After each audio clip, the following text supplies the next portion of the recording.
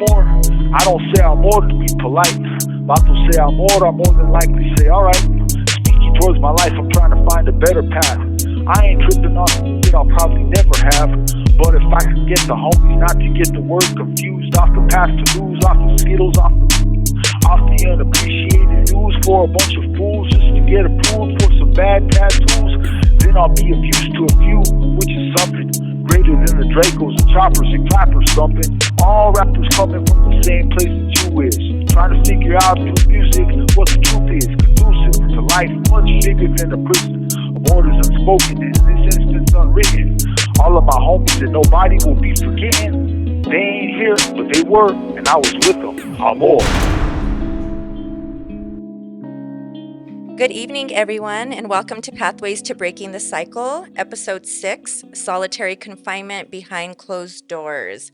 Welcome, everybody, tonight. I'm so excited to be sitting here with all my powerful comrades. I have the honor and privilege of sitting here and talking about the thing that we all have been fighting the cause for, right? For those of you, our viewers, just so we can give you a little rundown about solitary confinement, and if you don't know what that is, solitary confinement is 22 to 24 hours a day with minimal human interaction or environmental stimuli. And before we get started, I would just like to introduce everybody sitting here at the table tonight. We have Celinda, we have Diana, and through Zoom, we have Courtney and we have Justin.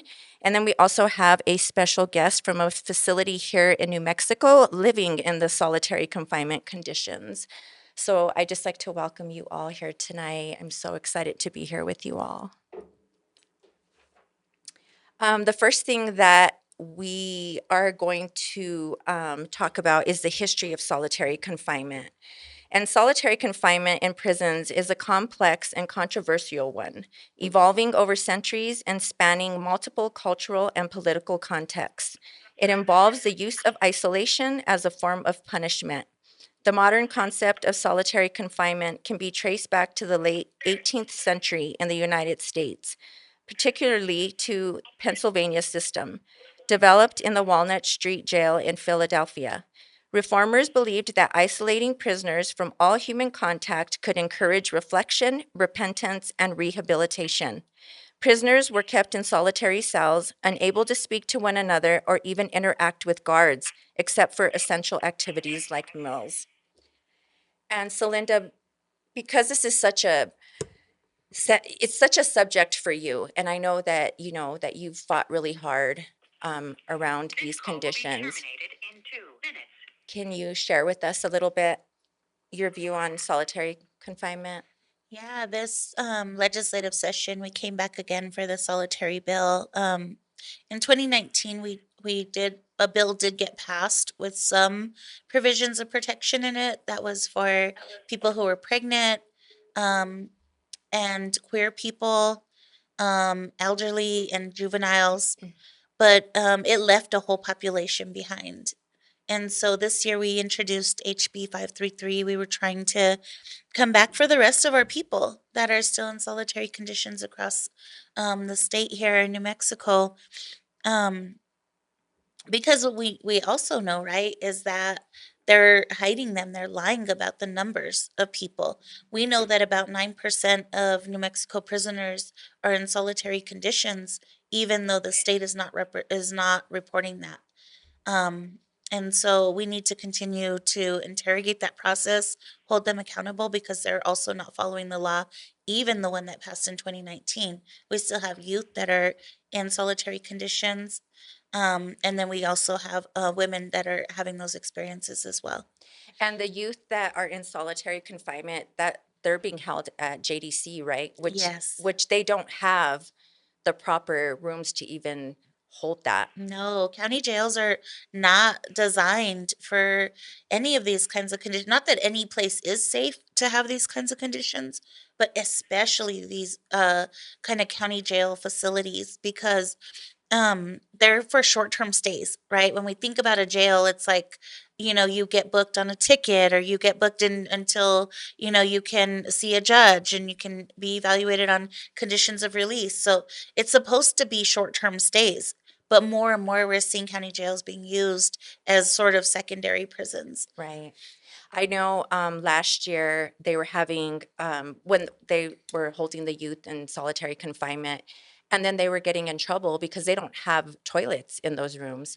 And they were using cups to use the bathroom to urinate in, and then they'd get in trouble for it. Yeah. So, it's unreal. Our system is It's unreal. inhumane, and we have to call it what it is. Right. This is human torture. The United Nations has already recognized it as such, and we need to hold them accountable for what it is. There's like we don't allow animals to be kept in these kinds of conditions. And yet here we allow masses of humans every single day to be experiencing these kinds of conditions. I was sharing with Gabe when I got here that I said, how ironic that I would be doing a podcast on solitary confinement today, and my son just went into SEG. Oh no, what So, happened? yeah, I don't know. Oh, I made the no. mistake of asking him over the phone, and I know Oh, I'm you not can't, supposed to do yeah. that. So, I don't know. So I don't know when I'll find out, I guess when I see him in person. But I just thought it was ironic that that would happen, on the day that we're doing the podcast on solitary confinement. So let's move on to the psychological impact of solitary confinement. And we're just going to explore how long term isolation affects mental health, including anxiety, depression, and cognitive decline. And we are going to ask our special guest to go ahead and share with us. Okay. Well, first of all, I mean, the time that I did in juvenile was probably the hardest time I ever did in terms of SEG, and it's not it's what these kids are going through. It's not going to help them in any way, shape, or form when it comes to like getting out again, which they will be, but they'll also carry with them the solitary segregation, bouncing their thoughts off the walls, and that doesn't that's totally counterproductive, counterintuitive to any kind of like release.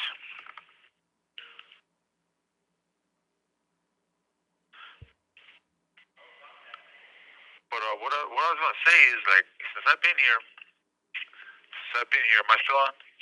Yes, Is it still you're hang still, up? All yep, right. you're there. Since I've been here, I've been doing a lot of college and learning a lot, taking a lot of classes in psychology.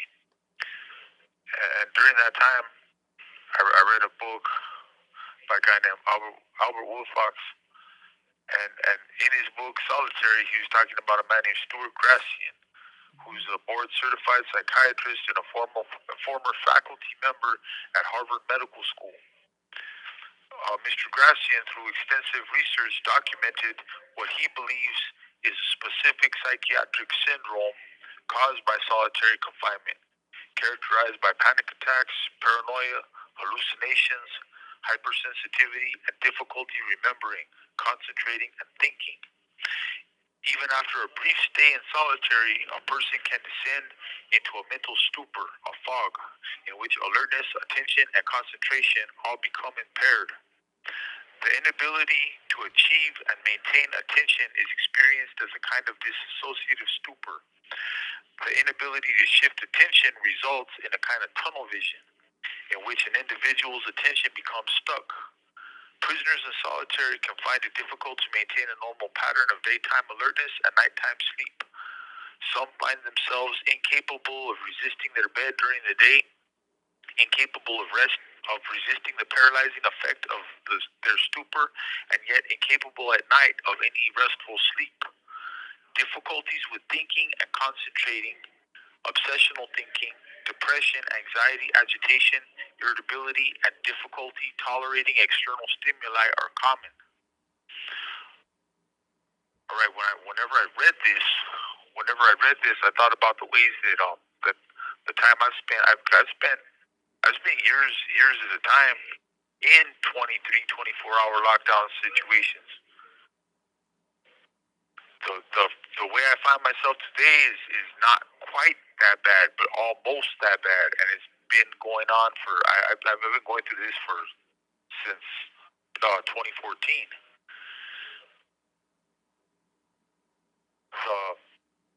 The thing that I took away from this guy's study on the effects of the syndrome associated with long-term segregation is that you see these things happen all the time in here, and you see people like we joke about it, we laugh about it because like somebody that sleeps all day, that's a joke to us. We laugh at them, we make fun of them, we give that's how we kind of keep ourselves stimulated, keep ourselves laughing. But the reality of it is there's a lot of people in here, they're mostly a lot of bipolar people, a lot of people with different kind of showing symptoms of different kind of conditions, and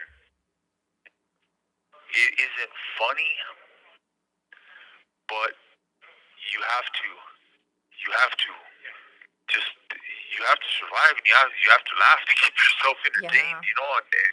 which is not it's not a I'm not proud of making fun of people for this type of shit, but I see these people in here all the time going through these trauma episodes, and it's a serious part of this process that people don't understand. When it comes to solitary confinement, it isn't just it can damage a person for life. Right. Could you share with us what your day-to-day looks like in there? I tend to okay, well, the place where I'm at currently, a few of us come out at a time. A few of us are out, but we're locked in our room for the majority of the day. I you get up, the doors open real early, so I wake up probably about, I don't know, 5 o'clock. Come out to the pod, do my workout, do all my little things throughout the day, and get ready to go back, get locked back in the cell, and then go back to my school stuff.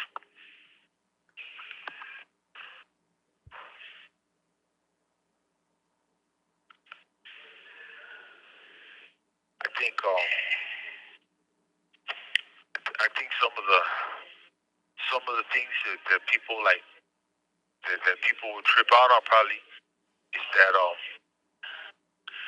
in these places, under these conditions, like, we're supposed to be doing things to better ourselves because of this, but the majority of people that have any kind of like education or anything, they're fighting in spite of, they're doing their thing in spite of this. Right. And I'm sure everyone probably handles it differently, you know. Yeah, yeah, they do. But one of the things that I've noticed is that at least when it comes to holding on to hope and bettering themselves, that that I hate to say it, but I'm more of the exception than the rule. And a lot of the people in here, they don't think in those terms. They let the time get the best of them. Right. And how has solitary confinement affected you? I think that kind of remains to be seen, because I know that there are certain things that all those difficulties in concentration and all those type of things, those are quite apparent to me whenever I'm trying to learn algebra, when I'm trying to do other things that involve me staying focused on one thing for more than 15, 20 minutes at a time. But you see people go through weird. I don't think I've ever had hallucinations, I've never had hallucinations. I've never been one to hear voices. That's never been an issue with me. But I had a friend that I lived next to for 2 years straight, and I see him in another context, and I couldn't recognize his face, which was weird, because I Yeah. just know this guy, but like little things like I don't know. I noticed that hypersensitivity that is a thing. You do get overwhelmed. You do it is it's a crazy situation to be locked down for a significant amount of time, years at a time. It's not. It's like one of those things that it almost seems like they didn't plan for it or Right. know what this would do to us. You know. So in solitary confinement, do you guys have all your meals like in your room? Yeah. Yeah. So that's what they do. They bring you your trays scratched up with all kinds of nonsense, gossip, and people writing their names and their neighborhoods and and all the scratches is where all the salmonella and all the stuff like this.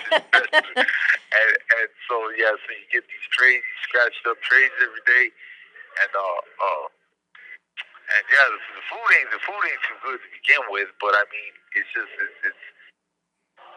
it's it looks like it looks pretty clean Mm-hmm. when you see this place on TV, but it's not too clean. Right. It's definitely not a set on a TV show. That's for sure. Nah. Can you share with us how big the room is that you stay in? This call will be terminated in 2 minutes. I honestly don't know, but I know that I could take 3 steps one way and 2 steps the other way. Wow. And you have to I live in know that. because I do it all day. I know because that's exactly what I do all day. Wow. Go ahead, Celinda. I know. I want to let's Okay. let him use his time because the call's gonna I end. thought you had a question. No, I want to offer something now. Okay. Did you have anything else you want to share with us, or do you want to hang up and call back? Because I know it's going to hang up on you. Hang up. I'll call right back. Okay. Yeah, if I can, just for like us to set a little bit. This is what we offered to the legislature this year in our first committee hearing, and I'd like to read it, Okay. if that's okay. Yes, absolutely. So we are here. Our team is here as vessels for all of the people who are in confinement across New Mexico in adult detention centers, prisons, and jails, and youth detention centers. I'm bringing in Ramon into the room with us. He is 68 years old and he uses a wheelchair. He is losing his feet due to a serious medical condition and is being held in solitary confinement conditions. I am bringing in Michael into the room with us. He has been classified in some variations of solitary confinement for more than 15 years in New Mexico, more than 5,475 days. He shares that his eyesight has suffered. He said that sometimes when they go to the cages, he cannot make out the face of the guy in the next cage. He cannot see well at distance any longer. They refer to this as face blindness. And I think you heard your caller reference of similar condition just now on the phone. Right. Many of us have to receive vitamin D supplements because they do not have access to sunlight, only concrete walls.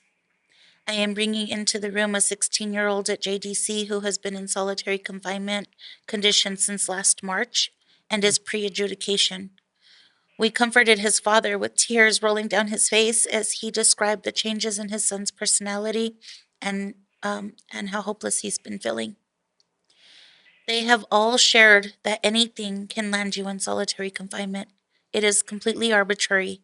The institution uses something called confidential information that could come from anywhere and cannot be challenged to label people a threat or to mandate people to administrative segregation. So even if it's not called solitary confinement, they have other words for it. Administrative segregation, XPOD, there's so many different terms, but it's the same conditions. Right.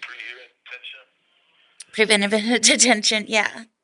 People can get locked down for just for filing too many grievances, having a good lawsuit, or even knowing too much from the law library. Yes, people are punished and tortured for exercising their very little rights that they have.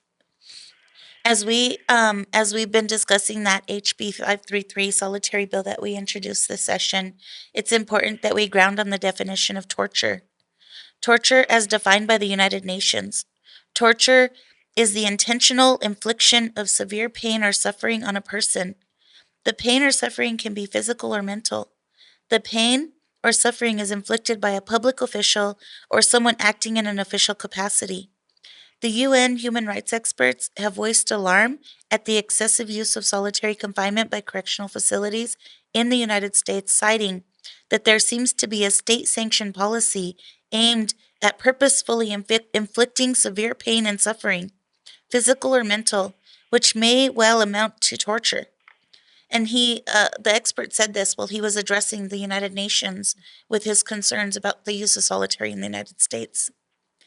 One person imprisoned at the Santa Fe North facility, where the highest number of people are held in isolation conditions, shared that over the decades, he has seen changes.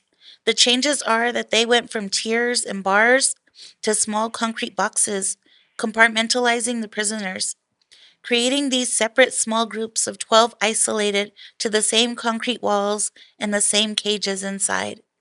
One person reflected that he has not been granted parole, and the only so called programming he's accessing is that he cleans the pod. He has been cleaning the pod for 30 years between the same concrete walls, but he stated it doesn't count for anything. We may not all agree on where the lines are regarding prisoners' rights, but there is something more people can agree on than anything else, and that is that people should not be tortured. We need you to understand that we should not be torturing people, period. And hundreds of people every day are being tortured in these conditions called solitary confinement. And it's done in our names, us, the taxpayers, using our tax dollars behind closed doors. And as a result, we are undermining the very core values of what is this so called justice system. Hundreds of people across the state, all ages and genders, are being locked in cement boxes who sometimes are taken to solitary exercise cages that are often referred to by prisoners and staff alike, without irony, as dog runs. Both John McCain and Nelson Mandela said that of all of the horrors they suffered in prison, solitary confinement was the worst form of torture. Leonard Peltier was just speaking about it as well. A psychologist, Dr. Craig Haney, explains that is because human identity is socially created. We understand ourselves through our relationship with other people. Solitary confinement can make you change the way you actually see yourself or think about yourself, or if you even have a self. Some people in solitary aren't even sure that they exist. So they'll mouth off to the corrections officers or end up getting shackled or beaten, but at least then they know they exist. The craving for human contact and a sense of existence leads to high numbers of self-harm and often suicide. Recently in the North facility, a prisoner noted that they had changed the light fixtures inside the rooms because people kept hanging themselves. So now they installed round ones. Oh my gosh. And in 2019, report by the ACLU revealed that at least half of all suicides happen in solitary confinement conditions. People in solitary confinement have family and communities who are also suffering and doing this time suffering alongside them. I think about all of the mamas who are suffering alongside their children who are in these conditions.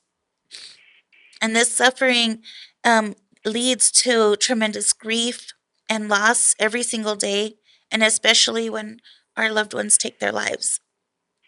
It is very important that to also point out the impacts on correctional staff. So, you know, we want to acknowledge that this torture, it's not just about the person being tortured, right? Right. The families are suffering, their loved ones are suffering, but also people who work in those conditions are having effects.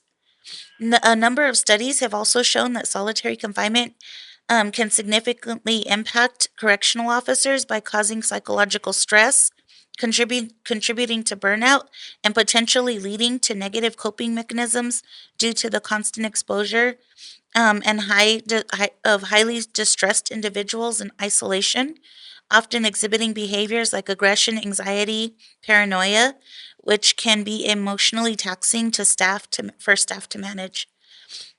So when we talk about these conditions and we talk about the conditions of torture, everybody suffers, even the ones that are exhibiting the torture on the other humans, right? And so there's also this thing in the American criminal legal system that should have transparency, right? We always think about our systems are supposed to be transparent, and generally, there is transparency. From the time that a person is arrested and booked to even in the courtroom, the doors are open to the public.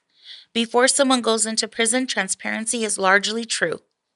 Legislators even meet in public and debate, like we had about our bill, right? Everything is public. Everybody has access. It's transparent.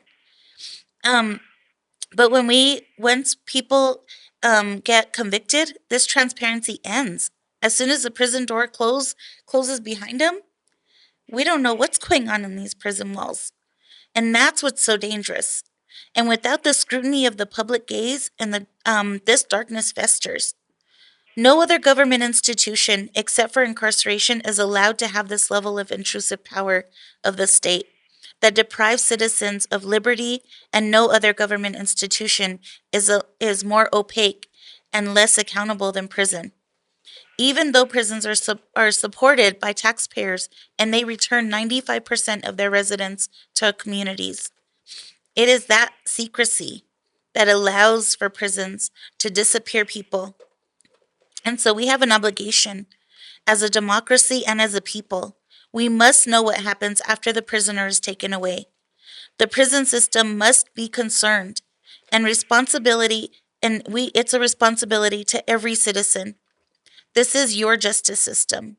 These are your prisons. Torture happens in the dark, so we need to embrace that sunlight so that that can be the best disinfectant for us to be able to expose these conditions. Not only because we need to know what is happening inside, but because knowing itself can bring change. Right. One last little piece is prisons and jails are administered in our name and on our behalf. The conditions implicate our tax dollars. Public safety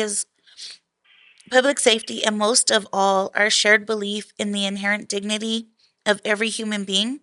We have the obligation to bear witness and to respond so that as one prisoner from the north said, no more bodies disappear into the abyss where nobody is thinking about you and nobody is praying for you anymore.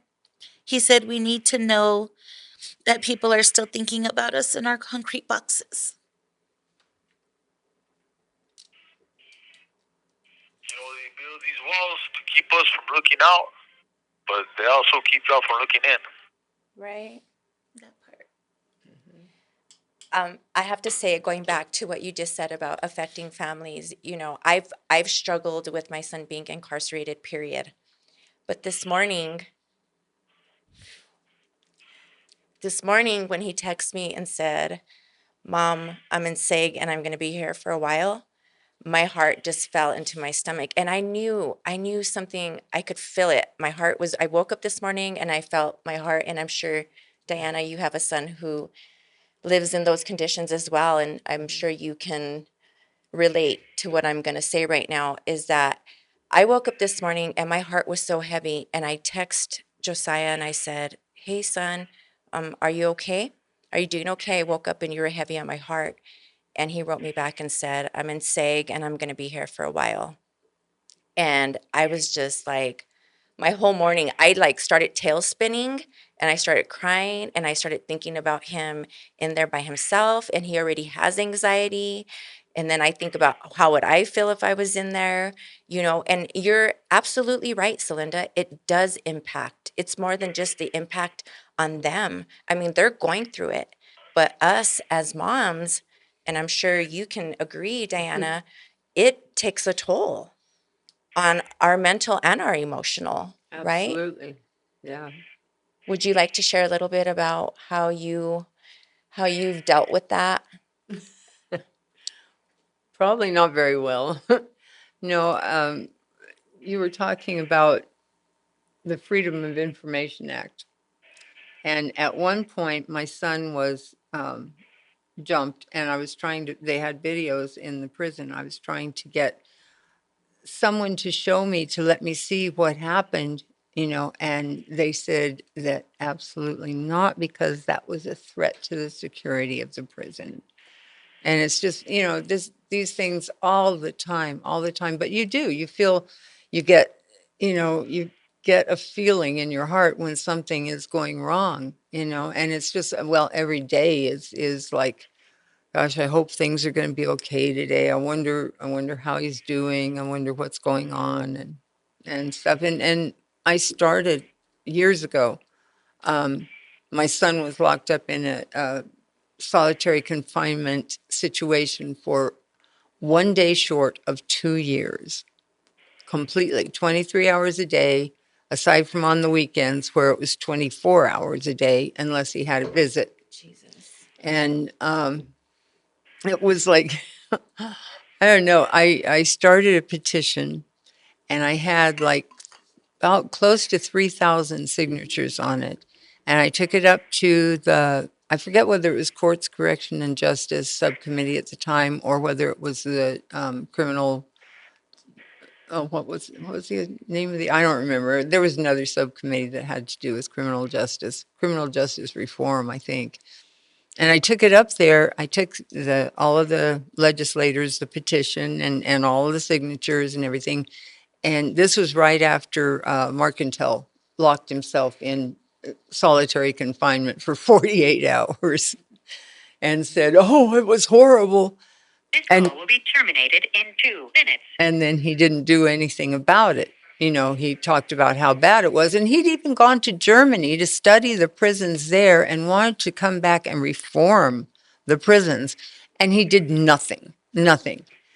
But anyway, I took the petition to the subcommittee, gave it to each one of them, and I gave it to the governor, and I'm sure it was Susana Martinez at the time. I'm sure it went right into the trash. Nothing happened.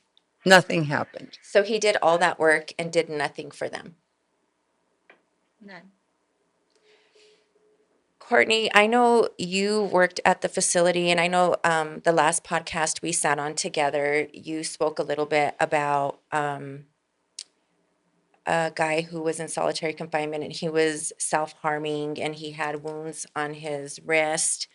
And you shared that they were going to pepper spray him, I think is what you said, right?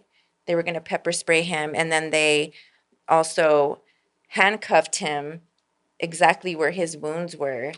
Can you share a little bit with us about what you've experienced? Maybe not in totality, but Yeah. Yeah, absolutely. And that incident stands out to me because there was blood everywhere. And it was normalized, you know? It was normalized for people to be tortured and in conditions of torture. But in that particular instance, there were staff laughing about it. There were folks acting like it was a funny joke, but this was a 20-some-year-old, I think he was 22, geez, who that's my son's had age.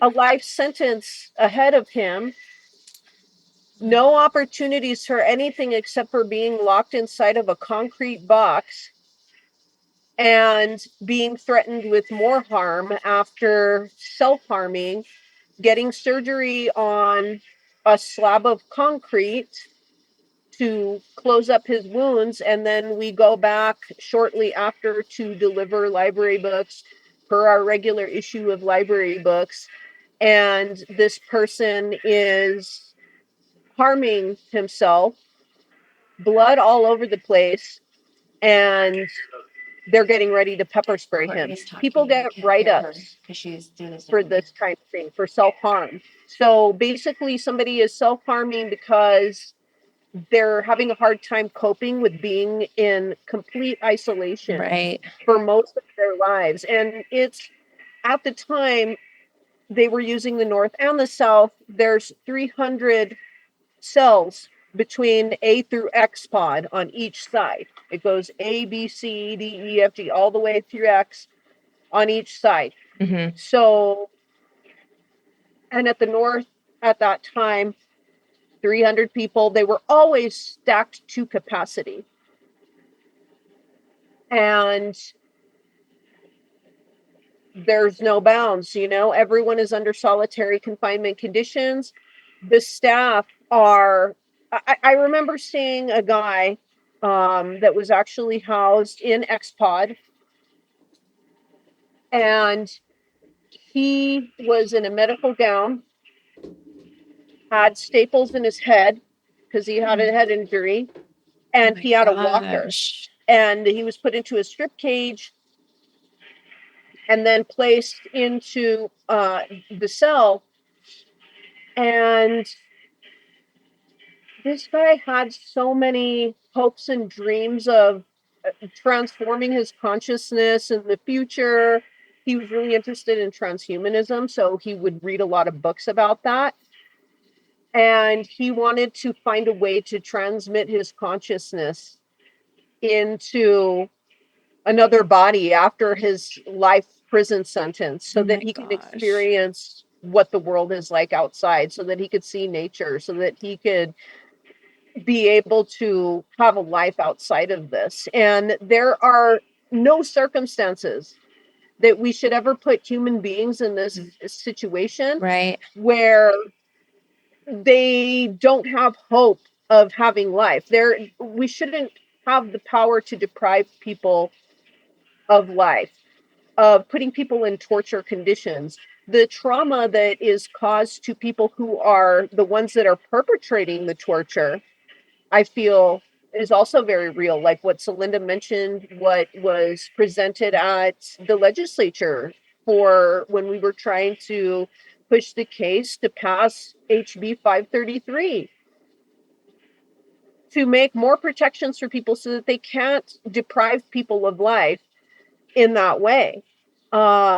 Solitary confinement is torture. What I saw was torture to me. After I left, I had issues where I couldn't sleep without having awful dreams. I still have them now, but it's not as much because right now I'm actually doing something about it. I was terrified to do anything about it. I was terrified to come out and speak the truth of what I had seen. I didn't know how that was going to look. I just happened to come across the perfect people to tell it to, which is the Millions for Prisoners team. Right. And then it helped me to be connected with people from other networks. But people who work in those conditions, I don't know if it's that they only normalize it for themselves, or if there's fear involved, because it is terrifying to come out and admit that something so awful is happening at the level of this is what the system is doing systemically to human beings. People are tortured, and people are not in good conditions even when it's a minimum restrictive housing unit. You're People are absolutely right. you know, so solitary confinement is the worst of the worst torture. People are in small concrete boxes with no opportunity to have sunlight. All the Mandela rules in terms of cruel and unusual punishment are Eighth Amendment protections as well. People don't get that in prisons and jails, particularly when solitary is involved. Right. You know, I was gonna say, when you were talking about coming out, my son last week, he called me and he said, "Mom, we went outside," and he hadn't been outside, he said, in 3 months, and he wasn't even in solitary confinement yet. This was just him in the regular pod, right, in population. We warehouse Yeah. prisoners here. And he said, I went outside and I got the worst anxiety. I felt like, like not, he didn't say scared, but he said that everything just felt so big and that he couldn't even open his eyes for like 5 minutes because he had not had any type of sun exposure for 3 months. So I think about that. And then I think about somebody who has been in solitary confinement for a long period of time. And I Gets just think, released. yeah, like how do they get away with doing this? They I've even have to give them vitamin D supplements because Yeah. they're not receiving any vitamins from the sun. But when they get out, they are in such sensory overload that a lot of them just can't handle it. They, you know, they Very just, painful. yeah. A friend of mine was at a birthday party for his nephew, and it was at what's it's or whatever Oh that, yeah. and all the bells and whistles and lights and everything. He couldn't take it. He could not take it. He had to go outside. He could not take it. It's just, there's so much because they've been on sensory deprivation for so long. And then they get out and here's the whole world. Right. And people don't look right. They don't look at you the same way as they do in prison. They don't act right. It's hard. I've seen several people that just could not handle it. Can you, special guest, explain to us a little bit about the sensory deprivation? Sensory deprivation. Yeah, it's that's yeah. I mean, you know, do you mind if I switch gears just a little Nope, bit? you switch gears all you want. Because I'm thinking about a thing. I'm thinking about an instance that a lot of people might not know about or might overlook. When I first came to prison, I had a stack of numbers. I mean, I was doing a lot of time, and I was here for a thing that I felt I was wrongfully convicted of. That I shouldn't be here. That my due process and my rights were stolen from me. So I wanted to do everything I possibly could to exercise my right as was supposed to be afforded to me in my right of appeal and learning about the law and doing everything I could to try to fight my case as effectively as possible because I knew that I was robbed. So I did everything I was supposed to do. I fought through all these weird legal loopholes. They have a thing called the Anti-Terrorism Effective Death Penalty Act, which means that you only have a year total to file both your state and your federal appeal. If you let too much time slip away, then you lose the right entirely. So, there's deadlines. And there's all kinds of things that you need to know. You see, when you're in prison, you're going up against people that have been to school for this stuff. They made their lives. They passed the bar. They know their legal shit. They know what they're doing, and they're fighting and they're working hard. They have an office full of people working 9 to 5, Monday through Friday to keep you in here. And you're just one person. You're just one person, first of all. But second of all, when you're in prison, if you need to see the legal law library and you're in segregation, then requests get lost. If you don't know what you're looking for, if you're trying to learn the case law that you need to show how how the law was not followed in your case, and you need the case to shepherdize the case that represents that when you do your appeal, then you have to rely on the goodwill of the law library guy, the law library Kirk, and they may not show up sometimes. They might, and you may not get, you may have to check out big old legal volumes and turn them in in a few days. You know, it's like it becomes impossible for a person of even high intelligence to fight their case. And not only that, but you also have like you know, like the courts have strict time limits, and all the delay, the extra delay that they give you for the security purposes of not being able to go into a law library and study like a normal person, you end up doing, you know, you end up missing deadlines, you end up getting your case thrown out, and that's the thing that happens to people all the time, and it's like, you know, it's not, they're not technically depriving you of your due process, but it's de facto deprivation because it happens. It happens, and they know it's going to happen, and they know that the people that they have in here, trying to fight their case or try to get their due process or get their rights protected, they know that we don't have, like, that the conditions we're under, we're never going to be able to do it effectively. Right. So it's almost as if it's like it's like a setup. It's like a setup to the and if you believe, I mean, even the people that are the most that they want the law and order, you know, like those people, I believe most of them, they want fair law and order, and This call will be terminated in 2 minutes. just because they want people to pay the consequences of their actions to the nth degree doesn't mean that they want people wrongfully convicted sitting in prison.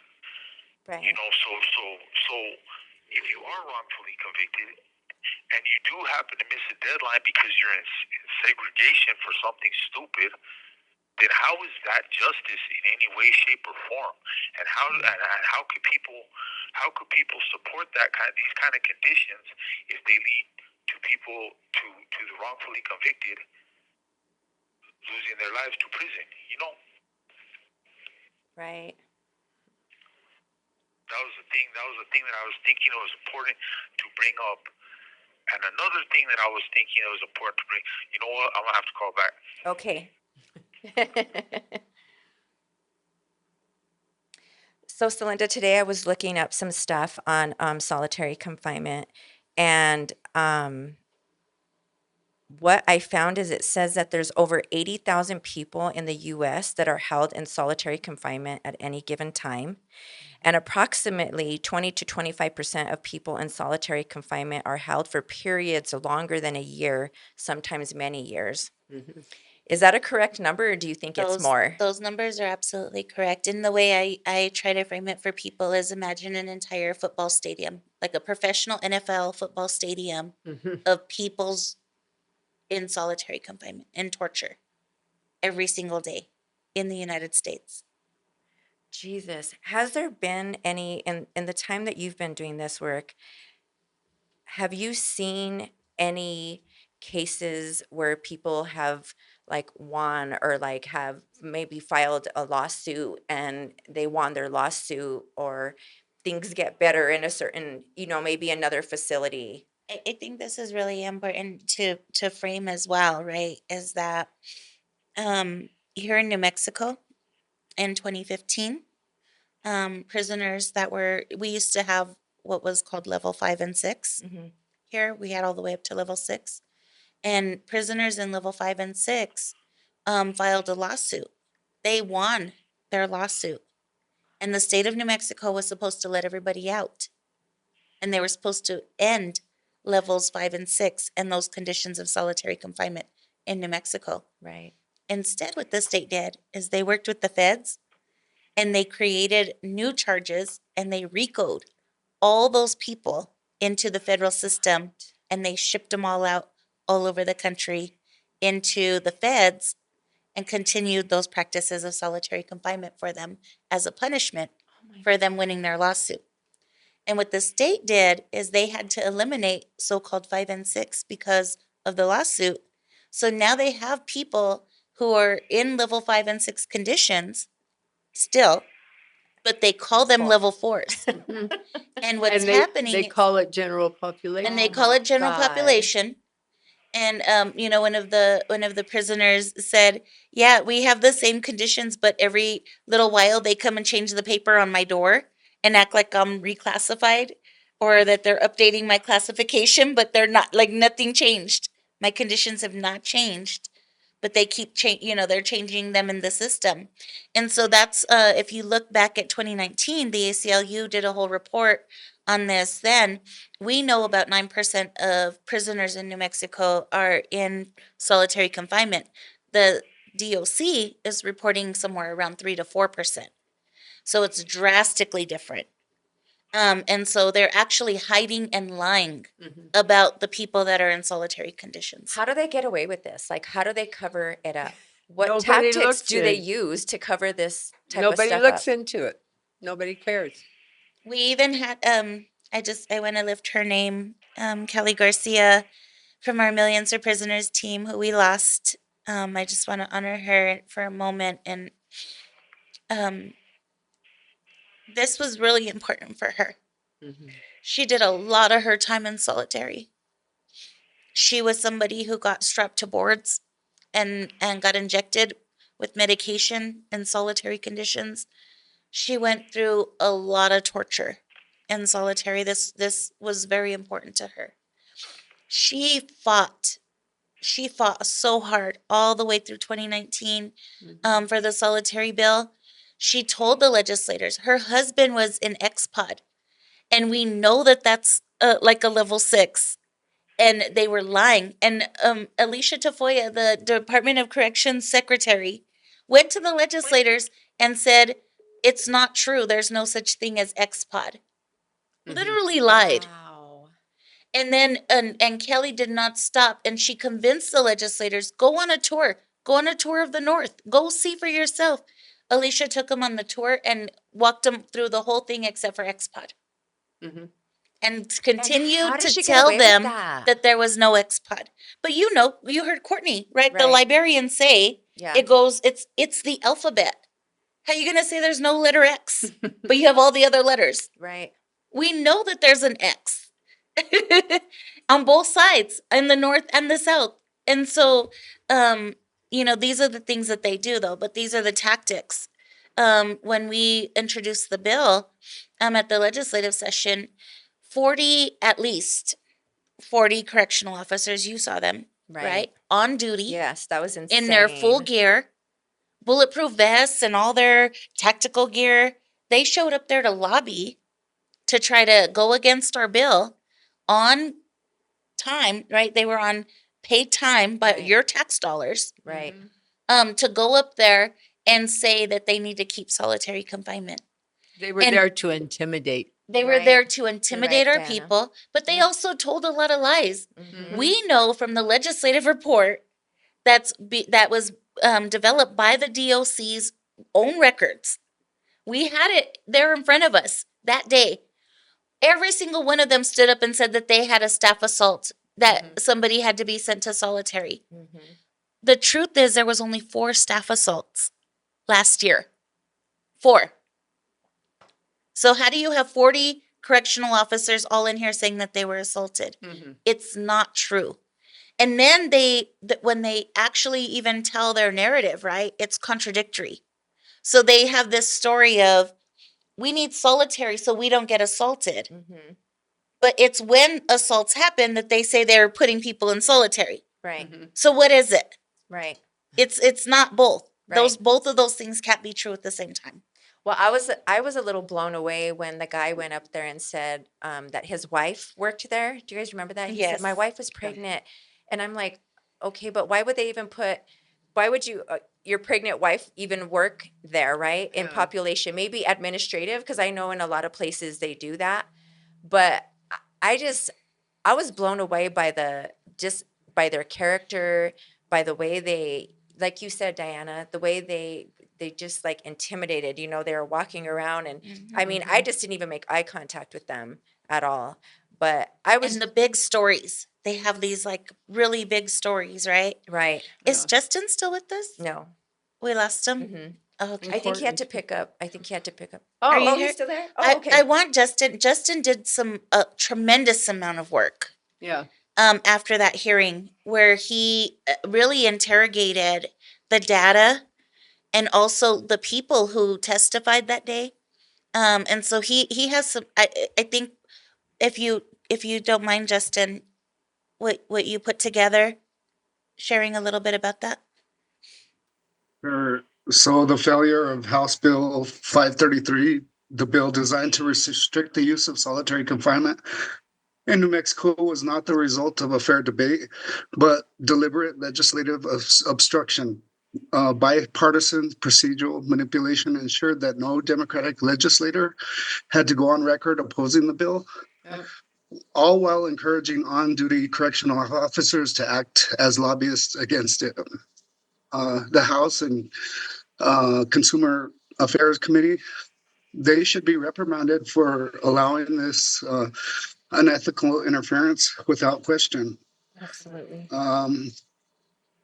The other thing, solitary confinement is already restricted under existing law. So much of what they were arguing against is already prohibited. And so they were using a lot of fear mongering and misinformation. Correctional officers and legislators framed House Bill 533 as if it would create dangerous conditions in the prisons rather than reinforcing the existing law. Throughout the hearing, correction officers who were on duty and in uniform testified against the bill in what was essentially a state-sanctioned lobbying effort. That's illegal, and not one legislator said anything about it. Their salaries are funded by taxpayers, us, and they were given free rein to shape the policy in a way that preserves their ability to inflict psychological and physical harm on incarcerated people. This is a clear conflict of interest and dangerous precedent that undermines any claim of ethical governance in New Mexico's legislature. The testimony against House Bill 533 relied on exaggerated and outright false claims that solitary confinement is essential for maintaining order and preventing violence. Officers described harrowing attacks on staff and inmates, warning of chaos if the bill should pass. However, these same officials claimed in previous legislative sessions that New Mexico had already long ended this practice. The contradiction is glaring. If solitary is supposedly used sparingly and only as a last resort, why do they need it? And why would it result in a complete breakdown of safety? Legislators also played into the hands of fear-based propaganda. As a distraction from the intent from the bill language, Representative Stephanie Lord cynically invoked personal anecdotes, weaponizing her late mother's incarceration and sexuality to suggest that House Bill 533 would somehow protect violent LGBTQ individuals. It was gross that she would, and it was telling of her stance on gender and sexuality. Meanwhile, Representative Block echoed talking points from correctional unions, citing California's veto of a similar bill, as if New Mexico's policies should be dictated by politics of another state rather than the rights and dignity of our people. Perhaps the most insidious and underhanded maneuver was by our sponsor, Tara Lujan, who secretly invited New Mexico Secretary of Corrections Alicia Tafoya to serve as opposing expert during the hearing. This move, executed without informing us, without informing Celinda, it was really underhanded. And there's a name for it. What Tara Lujan did is called stacking the deck. And it's when they intentionally bring in overwhelming opposition to kill a bill. And so rather than telling us that that was her tactic, she just proceeded to do it without knowledge or consulting with us. So she basically just played the part. She ambushed us. Yeah. She ambushed us, and it's a political maneuver Right. that they utilize. It's actually it's literally called stacking the deck. It's a political maneuver by legislators. She's historically supported criminal justice reform, but she came in, mind you, she's a Democratic legislator. She came in during the opposition to acknowledge how difficult places are for the hardworking correctional officers rather than, she supported the framing of the opposition, basically came in and spoke during opposition. That was disheartening. Also, she was allowed to do so with when public comment was already closed. If you recall, they let this representative come in and stand with opposition after they had already used their 10, right? Right. And still allow, and so that was another tool of stacking the deck. Right, because I will share with you guys real quick. Tracy had every intention on sharing that day. She was on through the Zoom link, and she said, "Kim," she said, "when I saw all of those COs there, she's like, I got so scared." She goes, "I even logged off."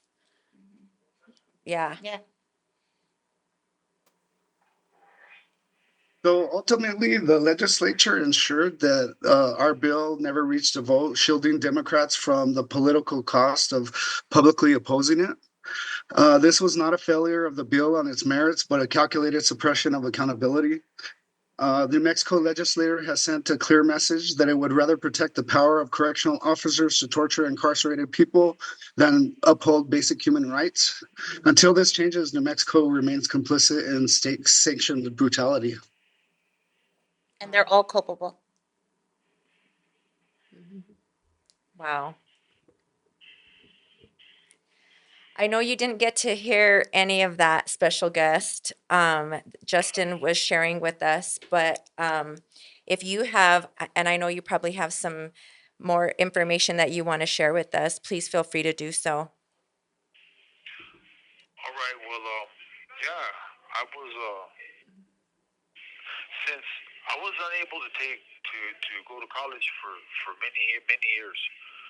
I've been locked down now for a while, and as soon as the college credit programs with the degree programs became available, I jumped on it.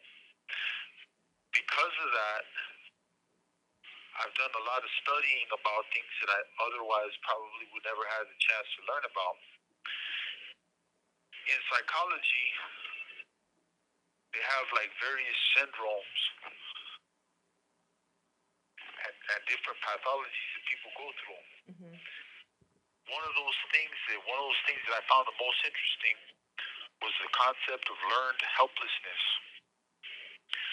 I'll share with you real quick. Learned helplessness, coined by Martin Seligman, 1975.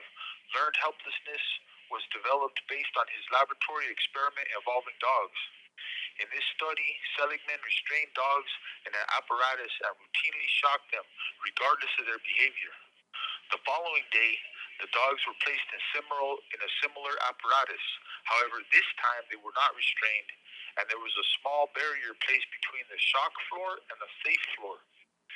What Seligman observed was that despite the opportunity to escape the shock, the dogs flurried for a bit and then ultimately lay down and whimpered while being shocked. The asshole, right? Well, based on this study, Seligman concluded that the animals essentially learned that they were unable to avoid the shock the day prior, and therefore learned that they were helpless in preventing the shocks. When they were placed in a similar environment but had the opportunity to escape the shock, their learned helplessness carried over, and they continued to believe they were unable to escape the shock. Well, one of the things that I learned about this long-term segregation situation is that you can't do anything once you have what's called confidential information placed on you, you can't fight it. It doesn't matter what you do. You're going to be locked down. So once you have those conditions, in effect, what you're getting is learned helplessness in human beings. Wow. And I just thought that was something that I would like to share with people to know about the things that they have the power to change. Because this system doesn't have to be like this forever. This doesn't just have to be like a sad song that people get a kick out of hearing about other people suffering and stuff. Right. This is a thing that can change. Mm-hmm. This is something that people could actually, they could. This is a situation that doesn't have to persist. And if people, in my opinion, okay, this is my opinion. I don't think anybody should be locked in a room 24 hours, 23 hours a day. But if they want to, if they don't feel safe, then, I'm sure there got to be a place they could put the people to be safe. But for those of us that don't want to be in these situations, we shouldn't have to be forced to be put in these situations with no, because it doesn't, that's the thing about this place, the most sinister part about it is you get to the point like you do good for years and years on end, and then what? Nothing. And so, that right there, that's what I see the problem with. I mean, it's like, people ought to be given, another thing that was brought up earlier that I heard a little bit about was people doing life, going to the parole board, and all they've been able to do is mop a floor for the last 20 years. And now they got to sit in front of people and say, why haven't you been programming? They ain't got no programming. Nope. They ain't got no programming. Well, like I'm doing the best I can under the situation. And they say, oh yeah, well you got assaults from here. Yeah, I got assaults. I mean, shit, I was, I locked in a room for 23 hours a day. I'm crazy. Yeah. I'm trying to. I'm better now. Right. Absolutely. I've been doing everything I could for the last 10 years, for the last decade, to stay. Like people. I know many people in here. They got 5, 10, 15 years clear conduct. They haven't had no problems for all this time. But yet, based on some confidential information label, they never go nowhere. They can't get out. They can't take the programs necessary to say that they're complying with their to meet the criteria for parole. Right. And so like that, to me, that seems like the most cruel and unusual punishment you could put a person through. Mm-hmm. Because I mean, it's like everybody that goes to see the parole board has been locked down for 30 years straight.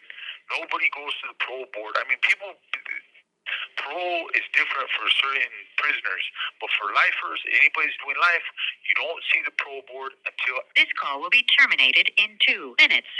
Until after 30 years flat. Wow. So you've already got 30 bullets in. You go in front of the board, and they're asking you stupid questions about why you. And what can you do? What could a person? What is any person expected to do? And then the proposition that your freedom is like dangling, based on like maybe you could say the right thing or maybe you could do the right thing. What kind of psychological torture is that to put a person through? Absolutely right. And it's every 2 years. So lifers will go every 2 years for denials. And that's just crazy. It's like, how are you supposed to? When does it end? It doesn't. Not as right now. Anyway. Yeah. Which is why our work is so important. Right. This is why. This call will be terminated in 1 minute. And I'm not talking about people that were sentenced to life without parole. I'm talking about people that were sentenced to life. You know what I mean? And whatever may have happened 30 years ago, I don't know too many people that are the same person that they were 30 years ago. Right. I mean, we're not even the same person a year ago, right? We're constantly evolving. Exactly. And yeah, you know, I mean, I'm just trying to I'm trying to speak out for those, for now that I have a little opportunity. I hope that did a little bit of good, and I hope that that I made sense, and I didn't make too much of a fool of myself. And I thank all You never everybody do. that's over there fighting for me and fighting for all the people that are over here and in these conditions, because you know, sometimes it feels like we don't got nobody. Sometimes it feels like we're by ourselves. I can't even imagine that feeling, you know, of sitting in there thinking like, do people forget about me? Do they not know the conditions that we're living in? Do they not know what we go through? Do they not know the unhealthy food we consume? You know, and then like Courtney said in the last podcast, and they order commissary, but even that's junk, Yeah. you Well, know? and you know that And the 3 food, times the price that it is Right, out here. Yes. and you know that the food that comes to the prison is in boxes that say not for human consumption. Are you serious? I Yeah. did not know that. Yes, Oh my God. that's what they're eating How is this allowed? How is this allowed? because slavery still exists in the United States. The 13th Amendment has a literal loophole that the 13th Amendment, if you read it literally, it says slavery nor indentured servitude shall exist in the United States unless duly convicted of a crime. And this is what they did to preserve the concept of slavery. They they wanted to preserve the economy that slave labor was bringing. So when we know what we call the prison industrial complex in these modern times Right. is the slavery complex. And it doesn't just end there, right? So when we know that this is why prisoners don't have rights, this is why prisoners are abused in the way that they are, is because they are literally slaves. This is why they're called state property, because instead of a plantation owner, now states own their bodies. So what we did is we reinvented a system, right, of chattel slavery, and it got corporatized and spread throughout the entire United States. And now we have an administration that's very eager to make sure that this spreads throughout the world. And this is where you're seeing the convict leasing happening to El Salvador right now. Right. Right? You're seeing this happening throughout Palestine being the largest outdoor prison. Most of these things were practiced on Palestinians before they were ever doing them to our people. So we have to like call things what they are. Right. This is slavery. Right. And this is why these conditions exist. And I want to also lift up that like a lot of people in this country, when we talk about the 80,000 number, they're in solitary because they refuse to labor. So that's slavery. I'm being punished because I won't labor for the state as a slave. And so we warehouse prisoners here in New Mexico, but there's places in, like, let's look at Texas. They still have plantations there. Prisoners work in fields still, field labor. I didn't know that. With men on horseback with shotguns. This happens, they still have this practice. Plantation prison labor happens all across the South still. Texas, in Texas, I wanted to say Texas in particular because they get paid zero, not even a penny. Louisiana prisoners get paid 3 cents an hour to pick cotton still. Tennessee does it. In Kentucky, they are contract convict leasing prisoners out to chicken plants from detention centers, ICE detention centers. And a child just died. A 16-year-old died in the chicken plant because he was forced to labor in unsafe conditions. So all of this is about labor. Idaho potatoes are grown on a plantation, a prison plantation in Idaho. Prisoners pack them up and sell them nationally, and corporations benefit from this. And so solitary has a deep connection. That suffering of solitary, the punishment of solitary, is deeply connected to forced labor and slavery. That is just mind blowing to me. I did not know that. You know, one of the gals mentioned in Mom's group yesterday that they're sending not just people that are from El Salvador, but that they're sending a lot of other people that aren't even. Most of them weren't. Yeah. I think none of them were from El Salvador. Yeah. This is no. It was some from Venezuela. the majority of them they alleged were from Venezuela, but I mean, and it was they're calling them gang members, right? But it was literally anybody with a tattoo. Mhm. There was one story that came out. He has a tattoo for autism for his brother, and they called it a gang tattoo and sent him to El Salvador. So on that note, that's how they're keeping everybody in solitary confinement, using their tattoos to legitimize the conditions they're under. And so a lot of times people aren't validated gang members or whatever they say. They just use that as the justification for so-called administrative seg. So anything like Chicano pride or Azteca tattoos, anything like that, is gonna get you locked down. Cultural, anything cultural. Anything cultural or liberating. This is why Black liberation, anything indigenous. I'm sorry, Courtney, you were gonna say something too. Yeah, and that's how they're trained to look for tattoos. When I did work at the facility, they have a whole guideline on what tattoos equate to what classification or where are they going to put people. And they classify people, they have been classifying people to put them in ad seg conditions or administrative segregation based on the tattoos that they have, whether they even be that they have a outline of the state of New Mexico, you name it. They are very liberal at how they will prescribe somebody as a gang member, quote unquote.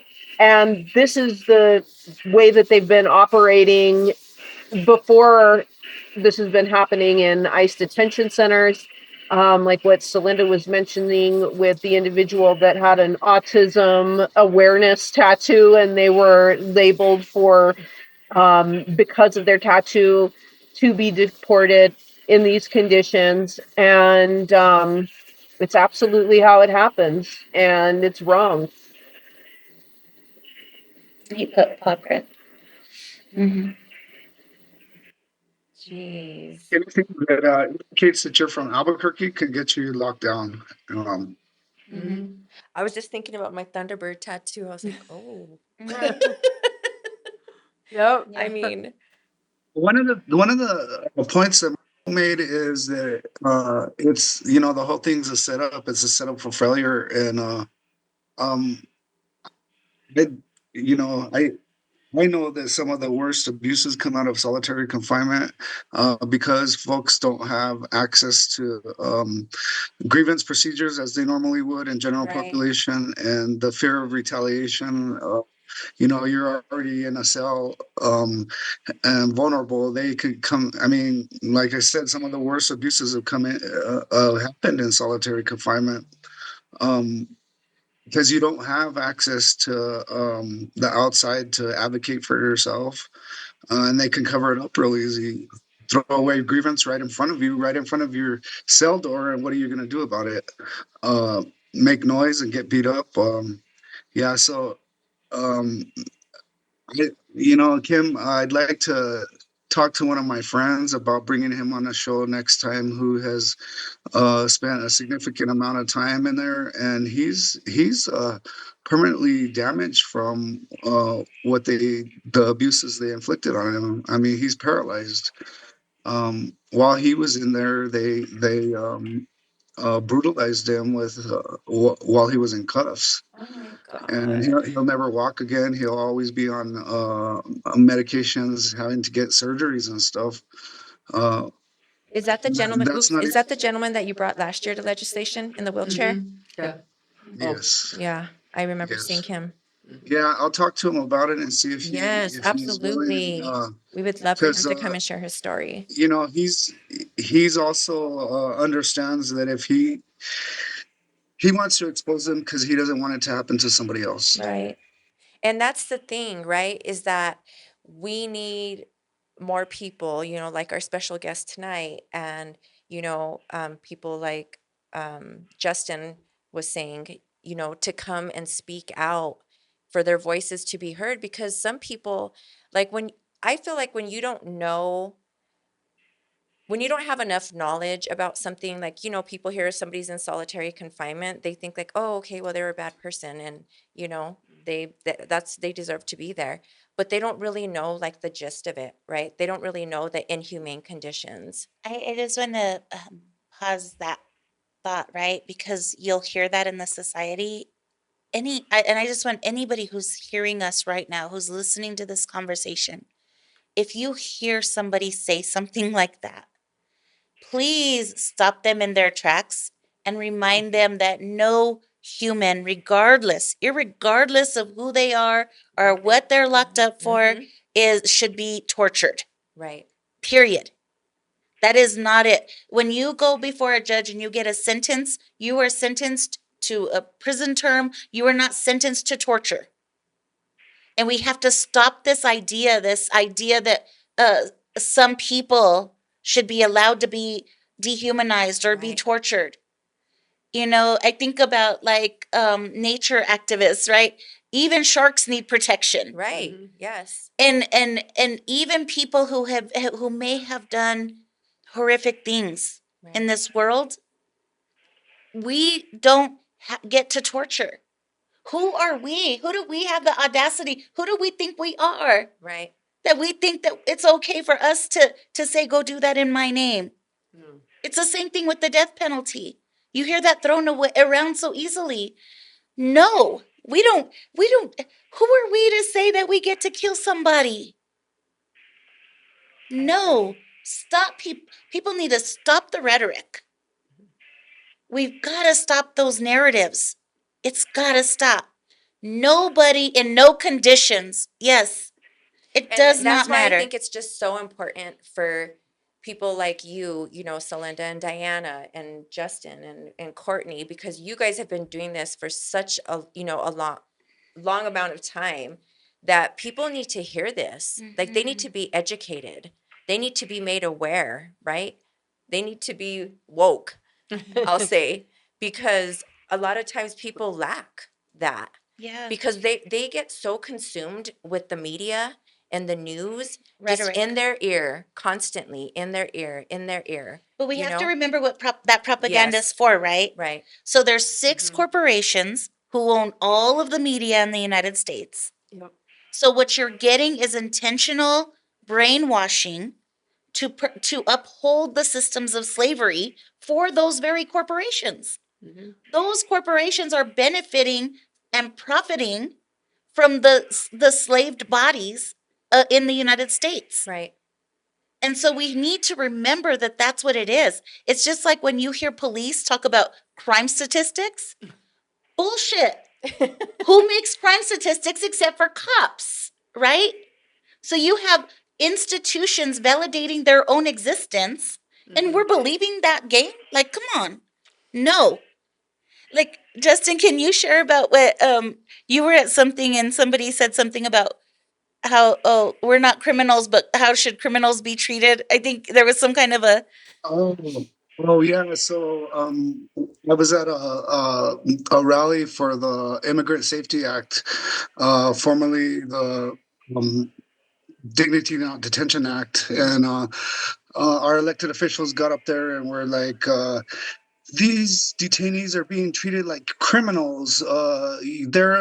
They shouldn't be treated like criminals. And so I asked him, so how should criminals be treated? Like, just because we're incarcerated?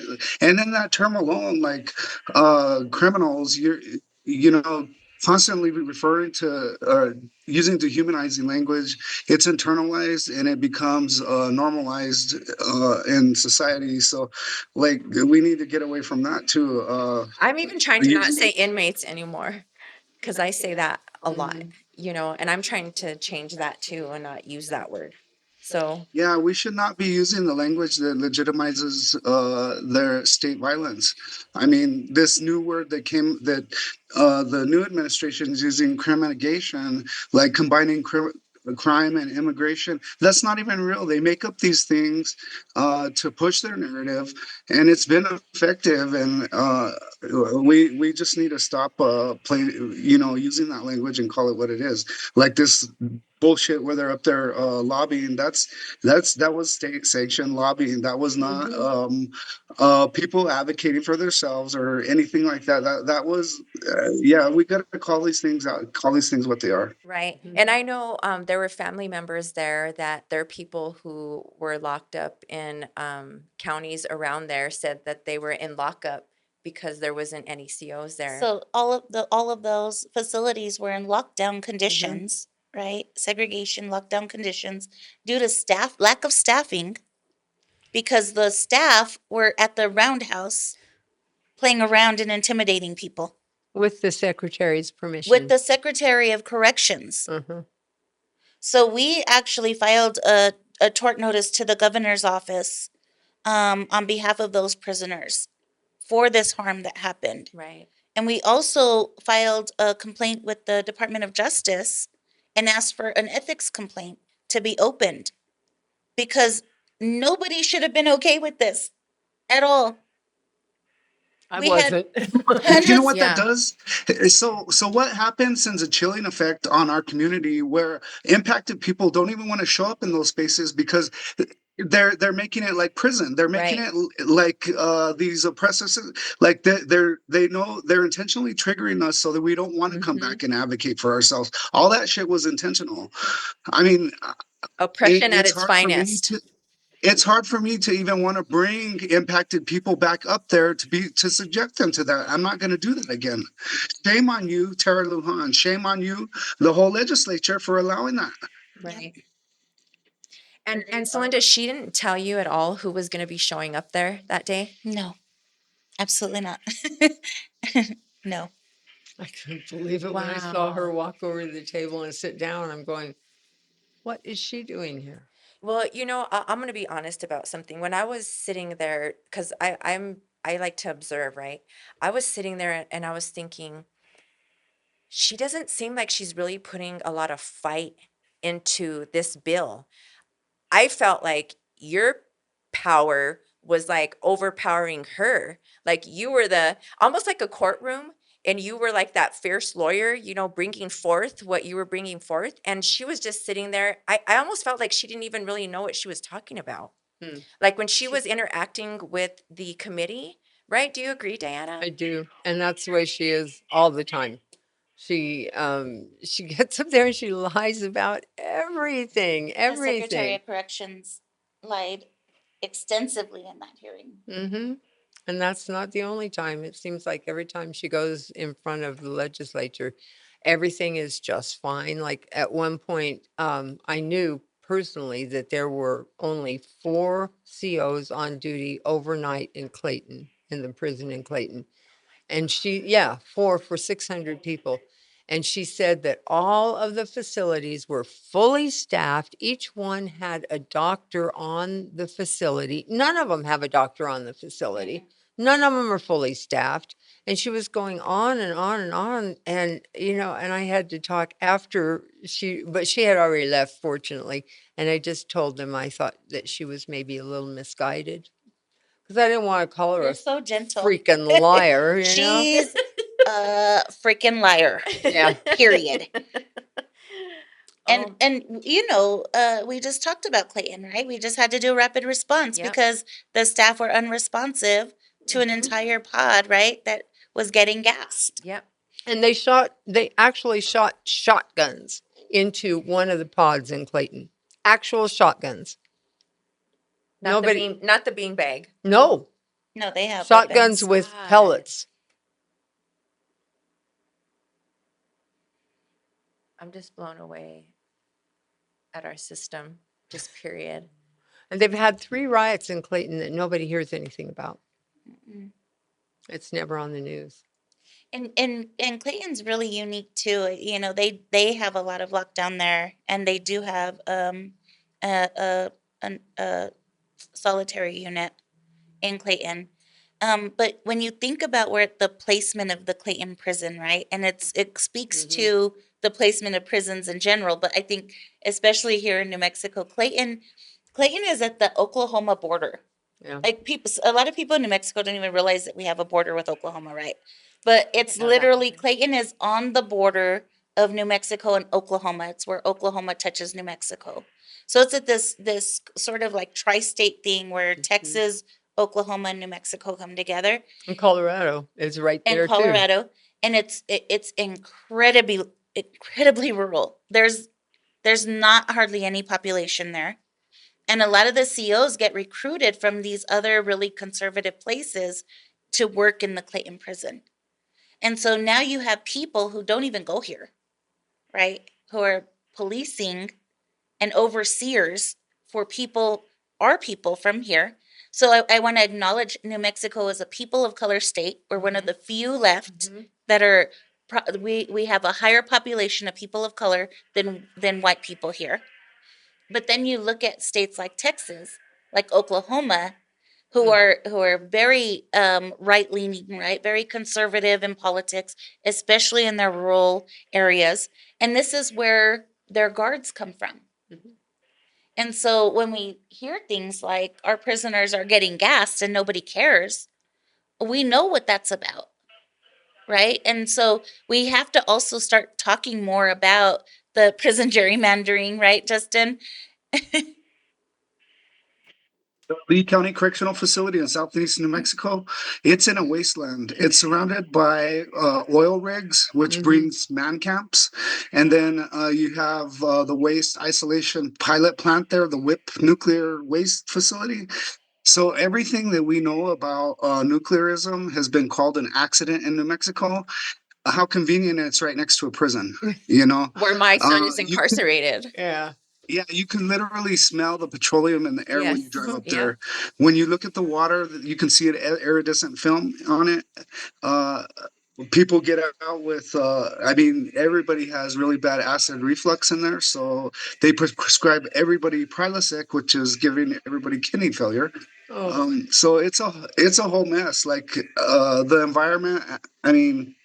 The placing of these prisons is intentional. It's called wastelanding. And yeah, we need to call out these systems. And they're trying to bring the whole tech temporary isolation waste plant to that area. So that would mean that nuclear waste would be transported from all over the United States to that area. Oh my God. Because New Mexico is actually called a sacrifice zone yeah. in the United States. So now they want us to be the national nuclear dumping ground, which is adjacent to the prison. And you have the same thing, right, when you look at the prison in Grants. And those there's 3 prisons that are within like a 5-mile radius in Grants. So that is a big prison town. Big prison town. Oh, because they have the women's facility there. The as women's well. Have facility, people, the men's facility, and then you have Milan, which is the federal prison, which is just Okay. across the freeway. And all those big prisons are right there together. But when you think about what the landscape of Grants, it's adjacent to the uranium mining, right, that never got cleaned up. So it's again in this wasteland, and the same thing in those facilities, right, Justin? Like in the Grants prisons, sewage comes up through the floors. They constantly are dealing with that there.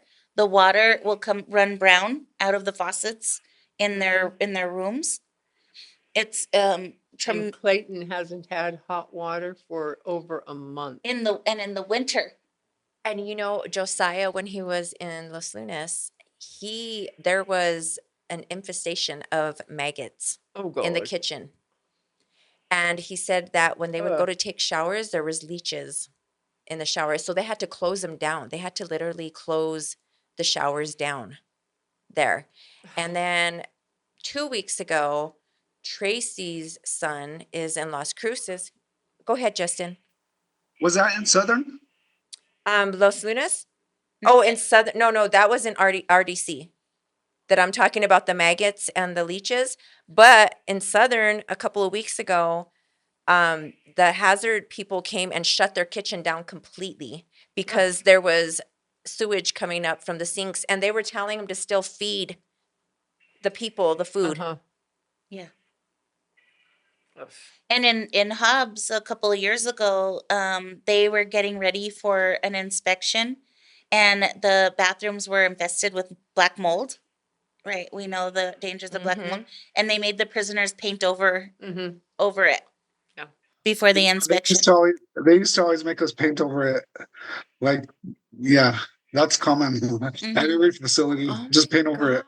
That was why we worked so hard for the prison oversight bill, because that way they could go without announcing, because that's what happens every time they go to inspect. They'll call the prison up and say, "Oh, well, we're coming on such and such a Oh, date." so they could be on their P's and Q's. So they So get, they paint over mold and yeah, they clean up the kitchen. and they actually feed them well for one day when the people are there to inspect.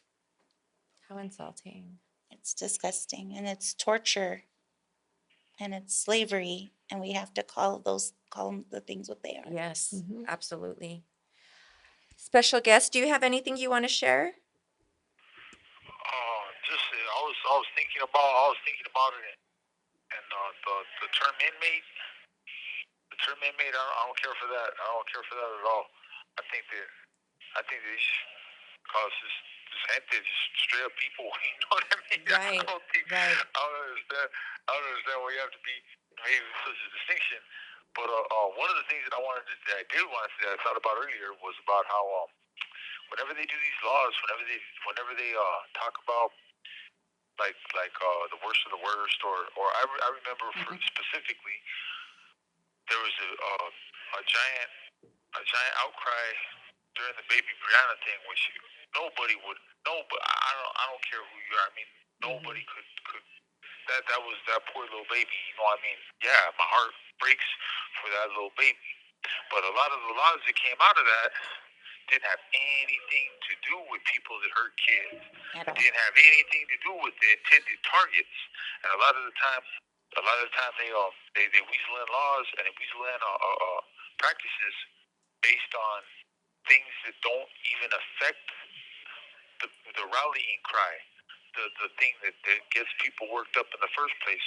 A lot of the time the things that the toughest punishments and these exciting new tools that they have to implement upon us people are not hitting the targets that got everybody so worked up to vote for it in the first place, you know?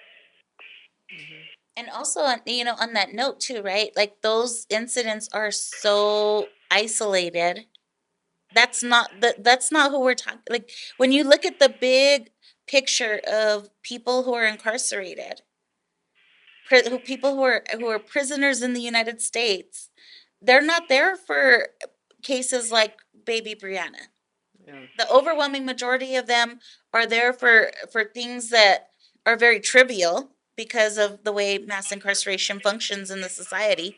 Right. But a lot of them, I mean, Brian Stevenson talks about this data also is about the people who are even on death row, right? For every 10 prisoners, or I forgot exactly how it goes, but the overwhelming majority of people who are on death row actually are innocent. And so there's 9 people, I think, for every 100 who actually have been proven innocent, like actually freed through Innocent Projects and through other people that are advocating for them. But when you think about those staggering numbers of people who had access to free themselves, right? We think about your special guest, how he talked about his case, right? That he knows that he probably shouldn't be in there. And so when we think about these cases and cases and cases, like if any other industry, and this is Brian Stevenson talks about this, if any other industry had a failure rate this high of incarcerating innocent people or people who should not be in these conditions, like think about airlines. If planes were falling out of the sky, like they are right now, right? I was just going to say that. They are. But think about it, for every 100 Right. planes, 9 crashed. That would be a crisis. Yes. There would be a national outcry to fix this industry. But we have an industry that is functioning at those failure rates consistently, right? And nobody's doing anything about it. Like people are believing in this propaganda. People are believing in, they use one horrific story to bring an entire class of people down.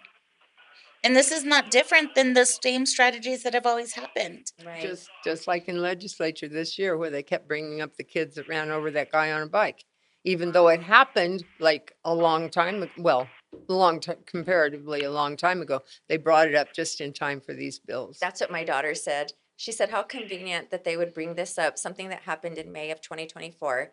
They would bring up the week that they were presenting that. And also, it's out of context. They didn't show us the full video, right? They have the kid's full video. But they didn't show us anything that happened after. They didn't show us if the kids were sorry afterwards. Because when they were talking about it, right, they're saying, let's bump him. It's children. Right. They don't understand those consequences. Right. They didn't say, let's kill him. They said, just bump him, tap him. They're talking like that on the video, right? They're children who don't understand how dangerous that could be, right? They didn't say, we're going to go kill somebody. They thought they were being playful. Right. But they didn't understand those ramifications. And this is so much about youth justice, right? Or when people are young and we do things that are reckless, and then we lose our whole lives behind it. Something unintentional.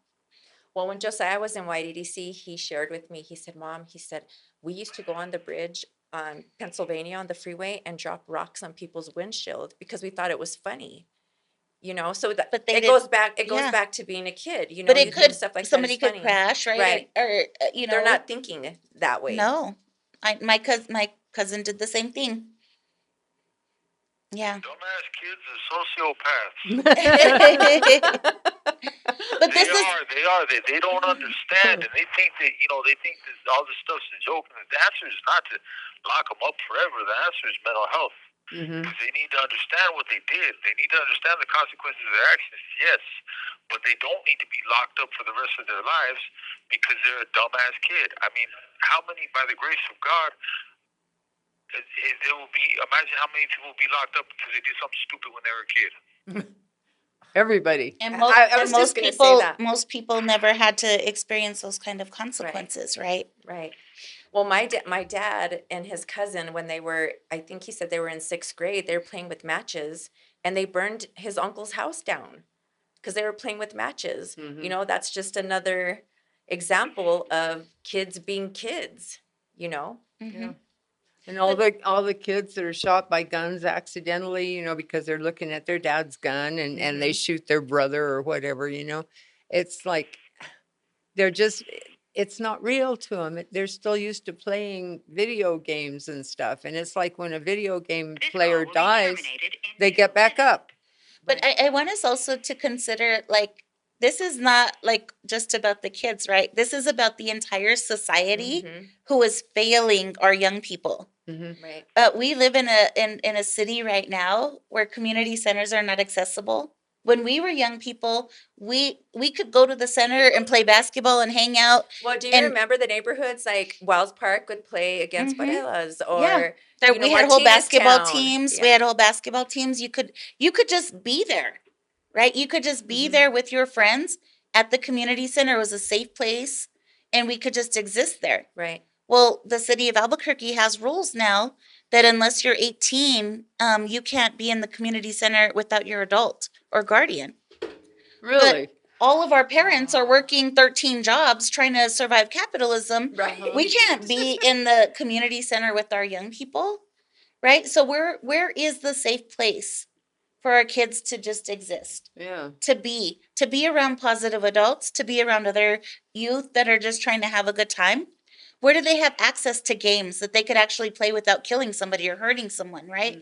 Like, we don't even have an infrastructure for our young people to even safely exist in the society. And then we want to go ahead and point at them when they're out here having problems. Right. And when they're joyriding or they're trying to keep themselves occupied with something, right? We have massive school push out. We have schools that are being defunded right now. And then we want to be angry with youth that are making mistakes. We're supposed to make mistakes in our youth. That's how human development works. Right. Like, how do babies learn how to walk? They keep falling down. They keep falling down, and then they get back up, and they keep practicing. And that's what our teens are doing.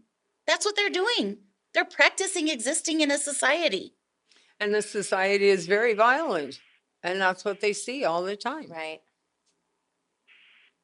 So, Linda, I wanted to switch gears and ask you, what does alternatives to solitary confinement look like to you?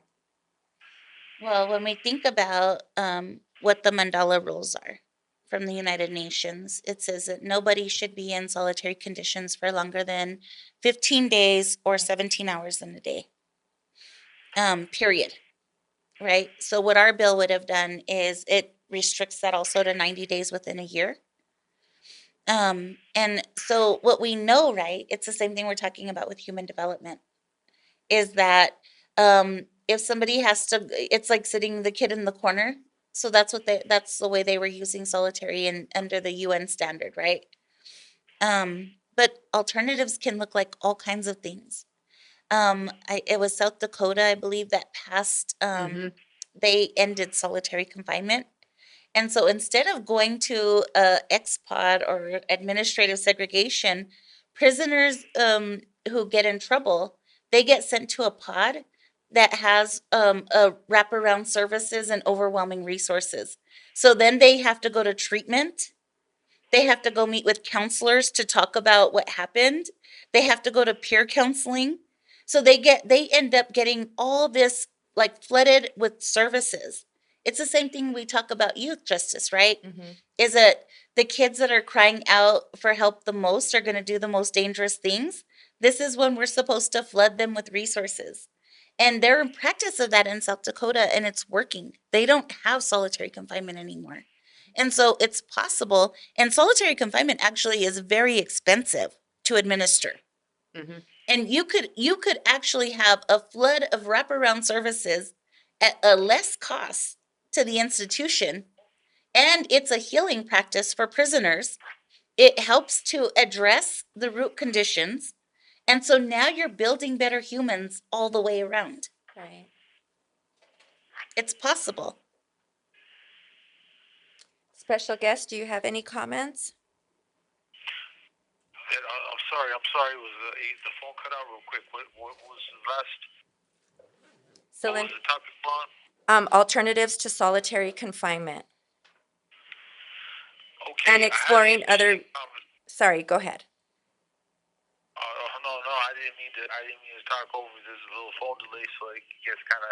I don't mean to be rude, but one of the things I had a really interesting conversation the other day, and I was thinking about like I really want to imagine the solution to this industry, this factory that I've been put in. I really wanna think of something like because I mean, you know, like I think I'm a little bit damaged mentally. I've been through too much. I understand this. I understand that much. That element of the big picture, but what I don't know is an easy solution. I don't know what happened. You know, like I don't know how a total end to solitary confinement is going to look, because this is the way that the institution is designed, and the people that figured this much out didn't think about the way that the ending this situation is supposed to look. Right. So that's like really. I mean, I want to come up with a solution, but in all honesty, I kind of feel like it's not really my responsibility. You can't do all of it for them, right? You know, I don't know. Maybe I'm crazy. Maybe that's why, you know. No, don't. That's evident. Yeah, don't feel like that. Don't feel like that at all. Don't feel like that at all. Even as abolitionists, I think about what Miriam Kaba, she's a famous abolitionist, and she says, and somebody asked her that, well, if we didn't have prisons and police, then what are we gonna do? What are we gonna do? And she's like, I'm not the person with all of the answers and the resources. Like y'all have all the resources. You have abundance of money that you're just printing out of your ass right now. Like, you guys have all of the resources, you have the experts, you have all the information that's necessary. And the truth of the matter is you all know what you're doing. Right. This is a diabolical plan. This is not just like somebody decided to start locking people up in solitary. Like, this is very, very deliberate in the way that it's been executed. And those people that are who are practicing that deliberate act of torture, they know what the solutions are as well. So when we come in and we're like, these experts said and the UN said, and the data is there, the research is there. People have been screaming this for decades. We lifted up Albert Woodfox. That was one of my elder mentors from Louisiana. I had the honor of actually knowing him and being able to have conversations with him. Wow. He was in solitary confinement for 43 years. He wrote a book called Solitary. I quoted it earlier. Yes. I just bought it, actually. It's It's very excellent. powerful. Yeah. Very powerful. But that elder, he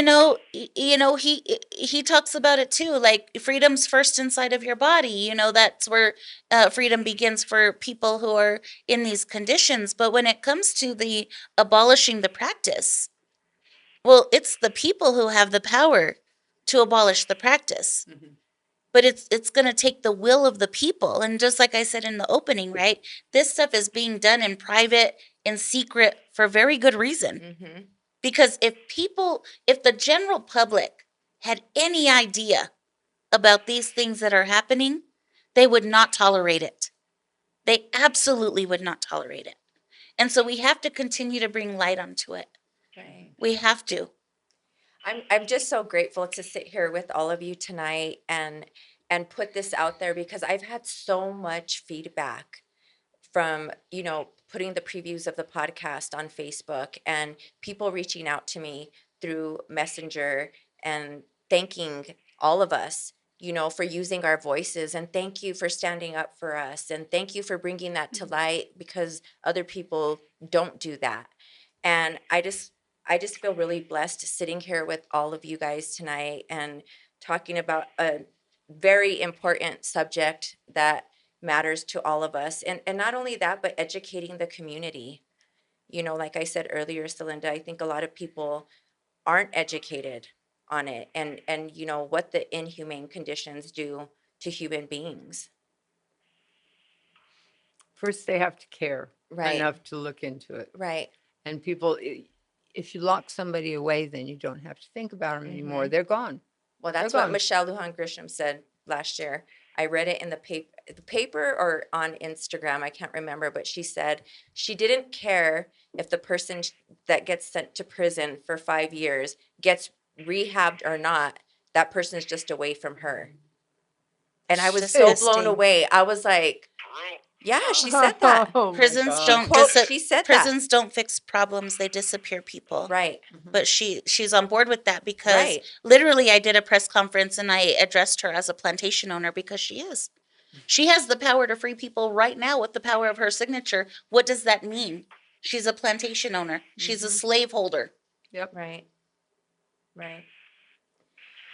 Well, I'm just grateful that we got to sit here tonight and discuss this important subject. And did you have anything that you wanted to comment on or say, special guest, before we close? Igualmente, I feel honored and blessed to be invited to speak around such prestigious people with such strength and courage to speak up for those under the gun and those of us who this affects our very existence. And I just thank you. I thank all you guys for taking the time out of your lives and making the sacrifices so that we might have a chance. Well, we thank you for your willingness to be here with us and hold space tonight. Thank you so very much. You're so welcome.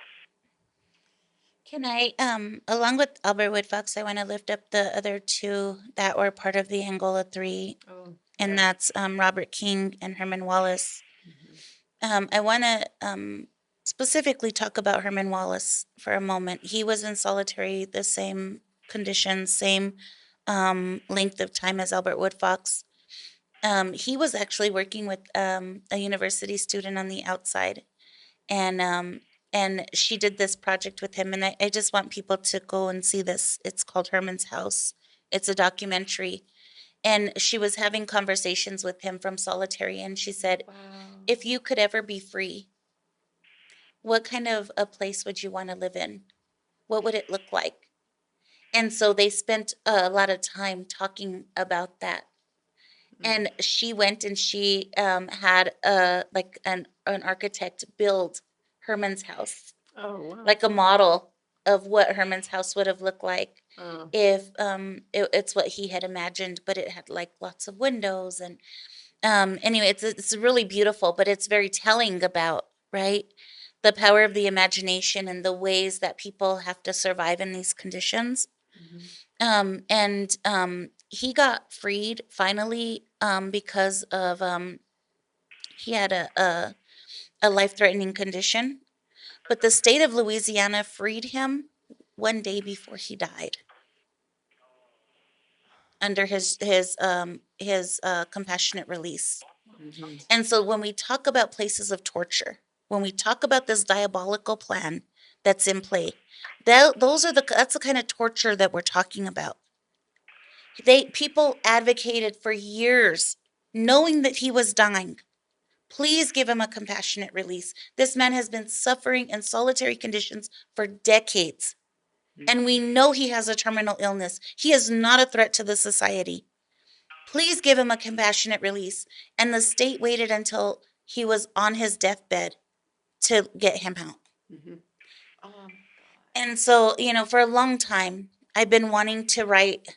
This call will be terminated in 2 I want to put a compilation together, and I've been doing a lot of studies over years about this. Not just, I think, the United States, but the United States in particulars. People in this country have a fascination with human suffering. When you look at places like Alcatraz, this was massive suffering on an island. It was called the Rock because people couldn't escape from it. And when you think about the tortures that happened at Alcatraz, and that 1 million people paid money to go visit this place of torture and suffering. Yeah. They actually pay to go look at suffering. You look at Texas and Louisiana that still have rodeos. They have prison rodeos. One of the rodeo games in Angola prison they get 1 million people come to the rodeo when it runs in October every year. People pay money to go there to watch 4 prisoners sit at a poker table in the middle of a stadium, and they release wild bulls. And the last one that doesn't get bucked out of the poker table by the wild bulls is the winner of that game. This is like gladiator games. But people in the regular society are paying money to watch prisoners experience torture. Well, look at all the like those people that go. children. Look at all the people that go to the Maine, where the riot was, because of the fascination with. And that's in my log too. There's prison museums. There's a prison museum in Huntsville, Texas, that is just a couple of miles from this massive statue of Sam Houston. And for people who don't know who Sam Houston was, he was a notorious slave holder. He owned people. He owned and enslaved people, and he was known for the torture that he brought. That's what he's notorious for. The city of Houston is named for him.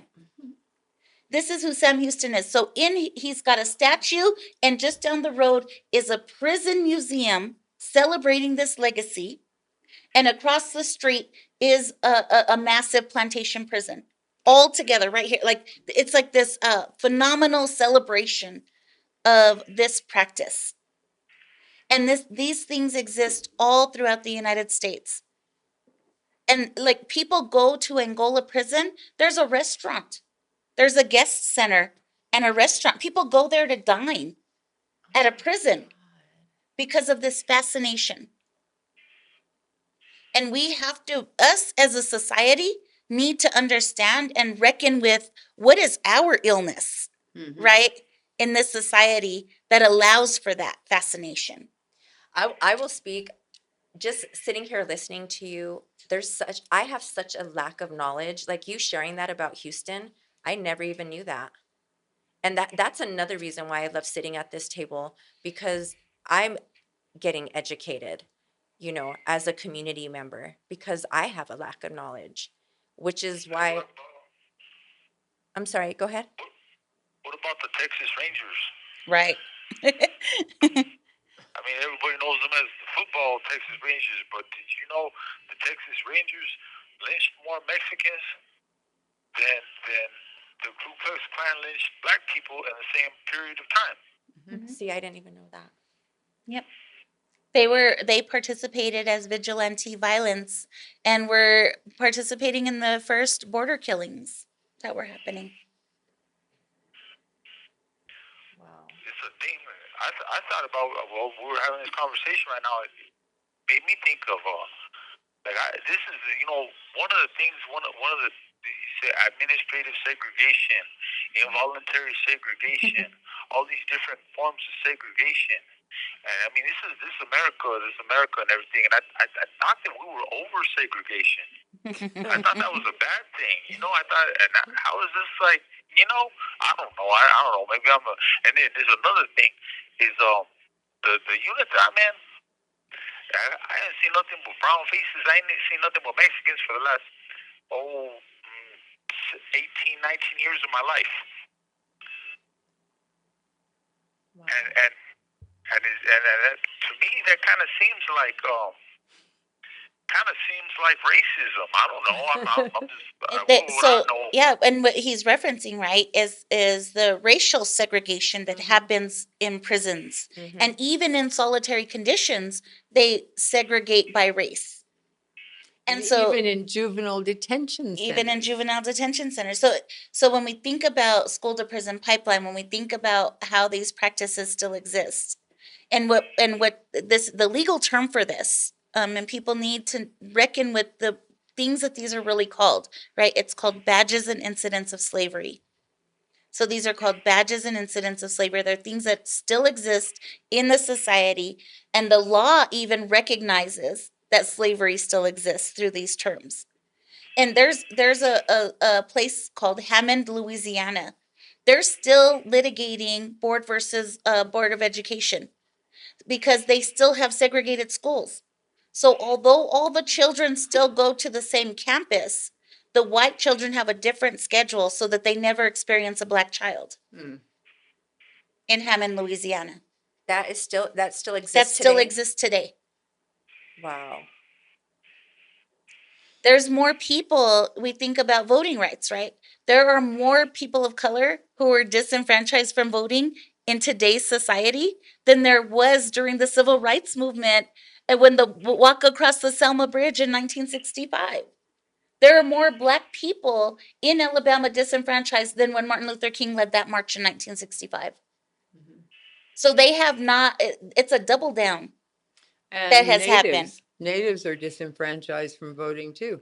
A lot of them because they don't have an actual physical address in, various different places because they live on the reservation and so they're Lack not of allowed to vote. resources. Yeah. Indigenous people and black people are the most disenfranchised class in the United States because there's no investment into those communities. And so when we look at places like Navajo Nation, the lack of polling sites it would blow your mind how little access there is. And it's intentional. It's very intentional. Wow. It's insane. It's insane.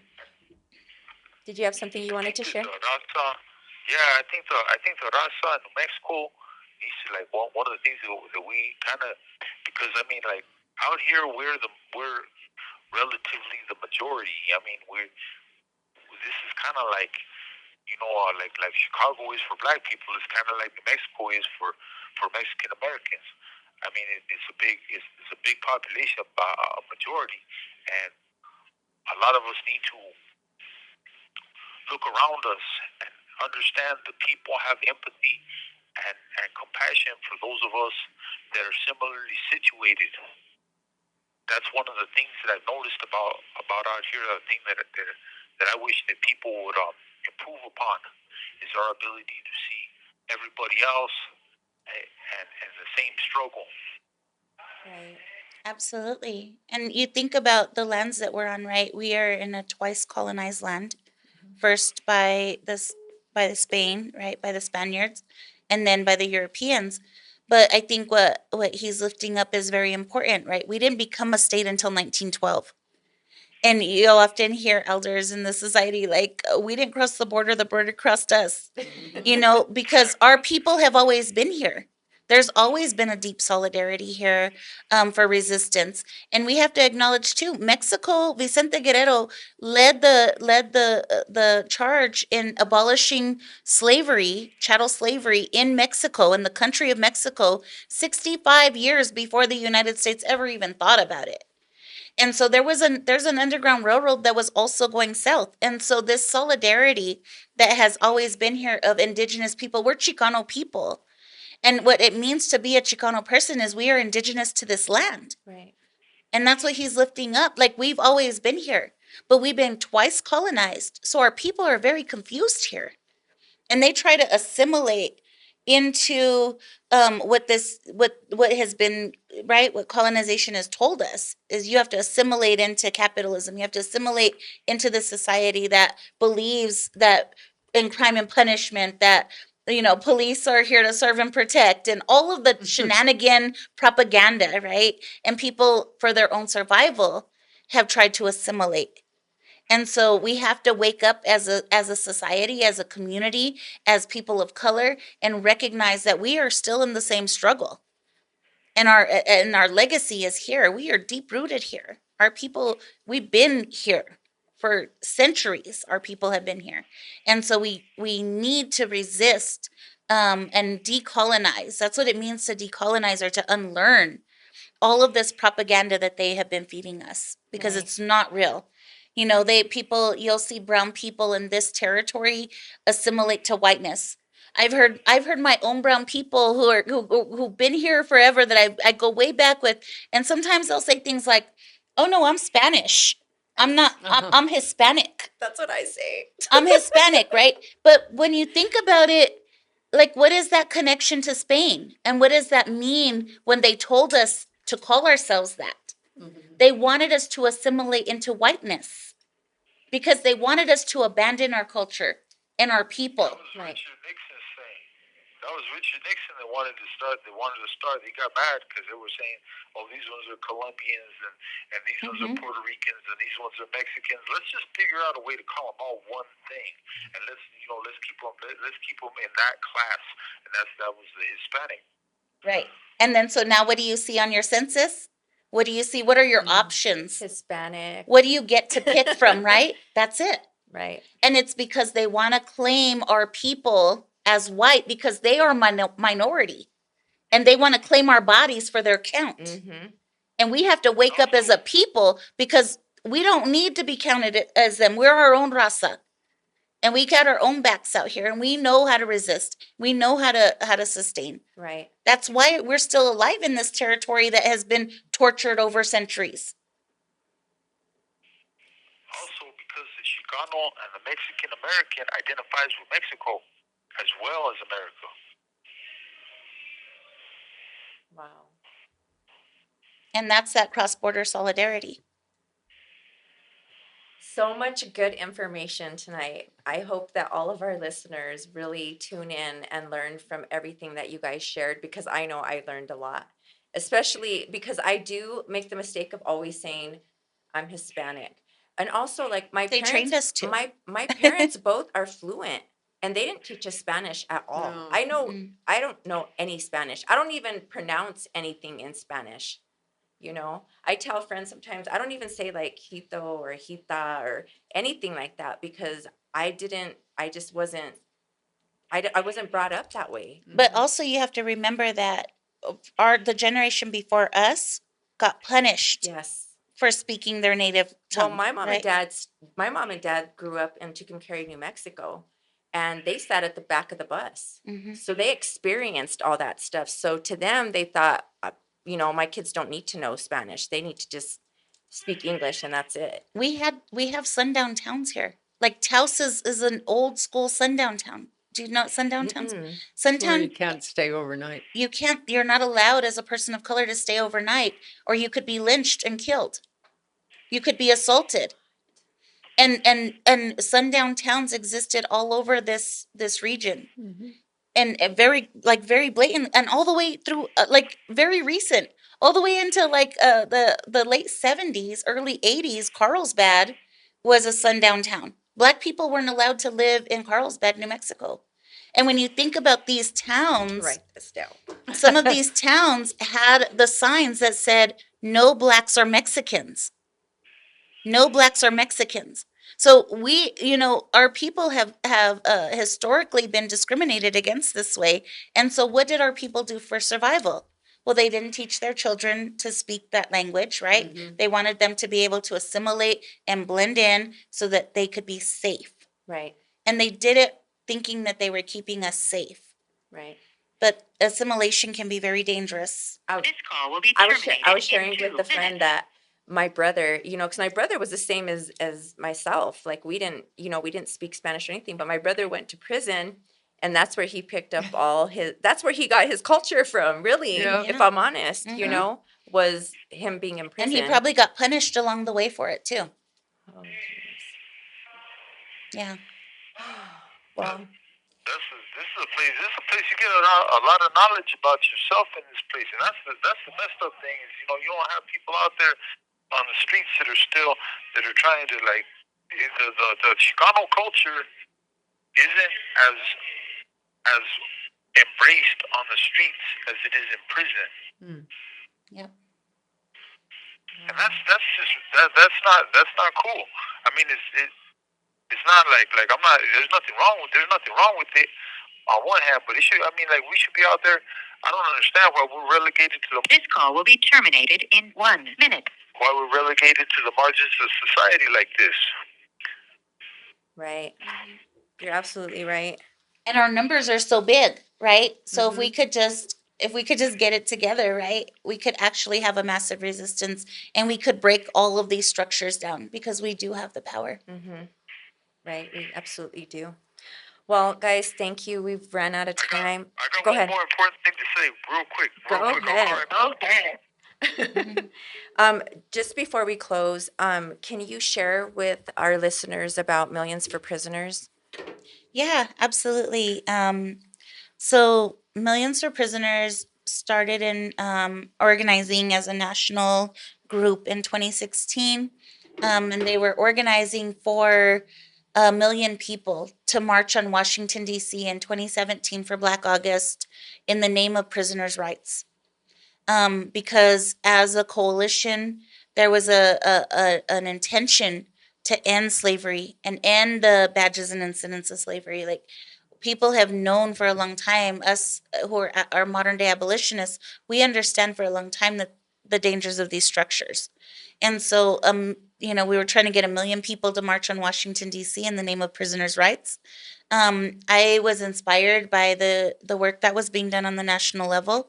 So I reached out to them and I said, I can't come to DC, but I can organize a solidarity action in my own city. And so I worked with the coalition. We ended up organizing 17 cities to have solidarity actions on the same time that they had 1 million people marching on Washington, D.C. in 2017. Wow. This happened also in coordination with the planning around a national prison strike that was also planned for that same year. And so there was a massive movement, a push to resist to help address conditions. There was a list of 10 demands that came out. And so this is where Millions for Prisoners was born as we're kind of like a chapter here in New Mexico. Although we organize nationally. So we work with prisoners all over the country and even in other places in the world. We've been able to, talk to and work with. And so this is how our work started here in New Mexico, was born out of that legacy. That's awesome. Could you let our listeners know like where they can contact us and get in touch if they want to get involved or have family members who are incarcerated? Yes, absolutely. And so our social media handles are on Facebook, Millions for Prisoners NM for New Mexico, Millions for Prisoners NM.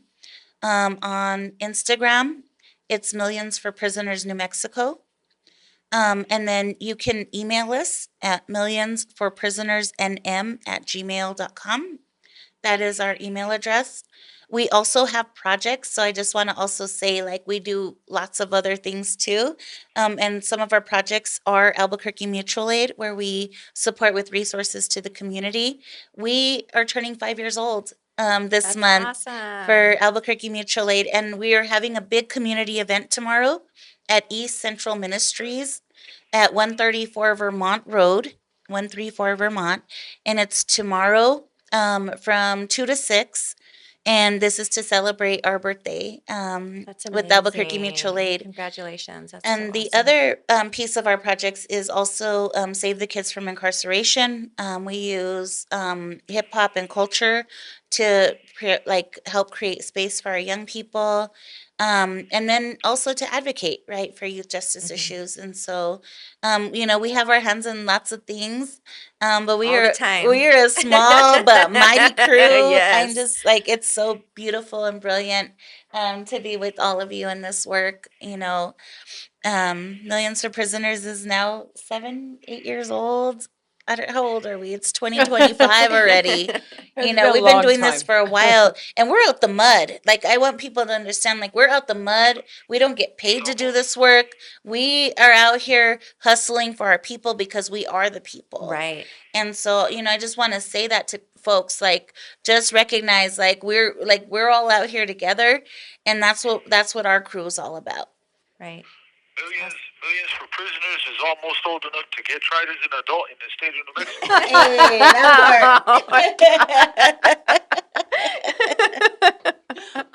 Did you want to share something before we close? One thing I wanted to share. This is a thing that I learned. I took a class about New Mexico, and I learned a little bit about the Santa Fe Ring and Thomas B. Catron or whoever, all this little ring of people that were taking all the land from the people, from the original inhabitants.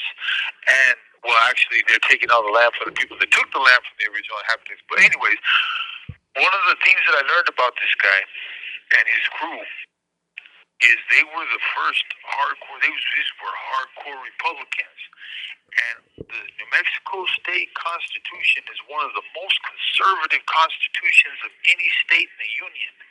And the reason they did that was because they wanted to be in the Union. They wanted to go from territory to state status.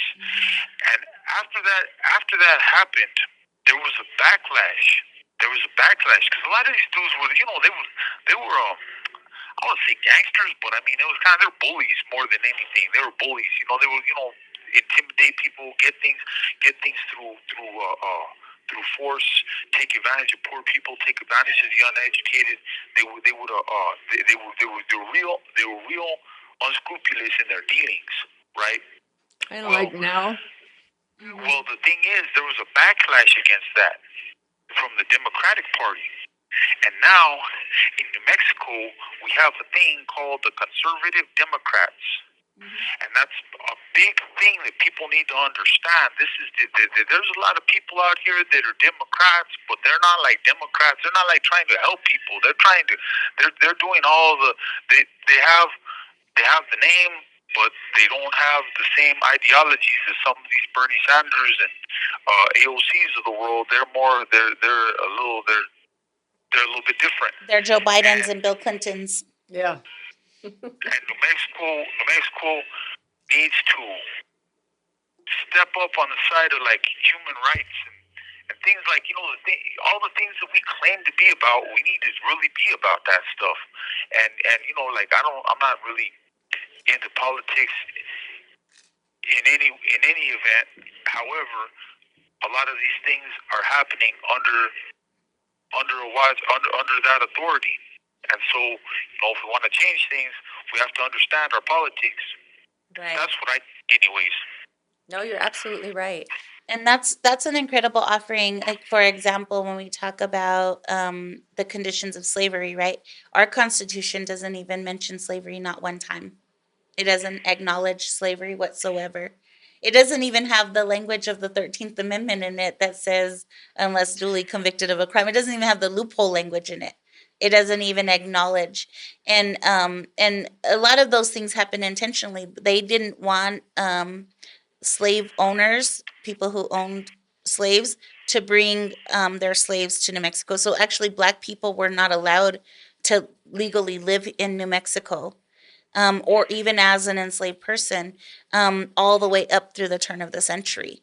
And it's a lot of it is because the other unspoken part is that indigenous people were also being enslaved here. Their bodies were being enslaved. And so when we think about the Indian schools and we think about the legacy in this land, those things were already in practice. And then we also need to, just like he lifted up, right? His name was Catron, right? Catron. We have a county named that after him. And so just like in the South where you have like statues of Robert E. Lee, we still have colonizer statues here all over, these nods to supremacy all over our lands here in New Mexico. And that stuff is intentional. They do that to keep us colonized, to keep us wanting to assimilate into whiteness, to keep us ashamed of our own culture, to punish us for our culture. And so this is the same practice that's been at play. And so we have to acknowledge like the big picture of what's happening. I could go off on a whole other thing about that, being ashamed of your culture. Because I think about being in high school and I think about how my friends that lived up here in the Heights weren't allowed to go to my house because I lived on the other side of the river. But that's for a whole other subject, because I'll go off on that one. But we need to wrap up. Thank you guys for being here. Thank you for sharing you. the wealth of knowledge. The wealth of knowledge that was shared here tonight. And I appreciate all of you. And I appreciate you sharing it with the community and educating them, right? Because they need to be educated. A lot of our community members need to be educated on this. And I just want to thank you, special guests, for being here with us tonight and sharing all of your wealth of knowledge with us. My pleasure. So thank you guys. Thank you.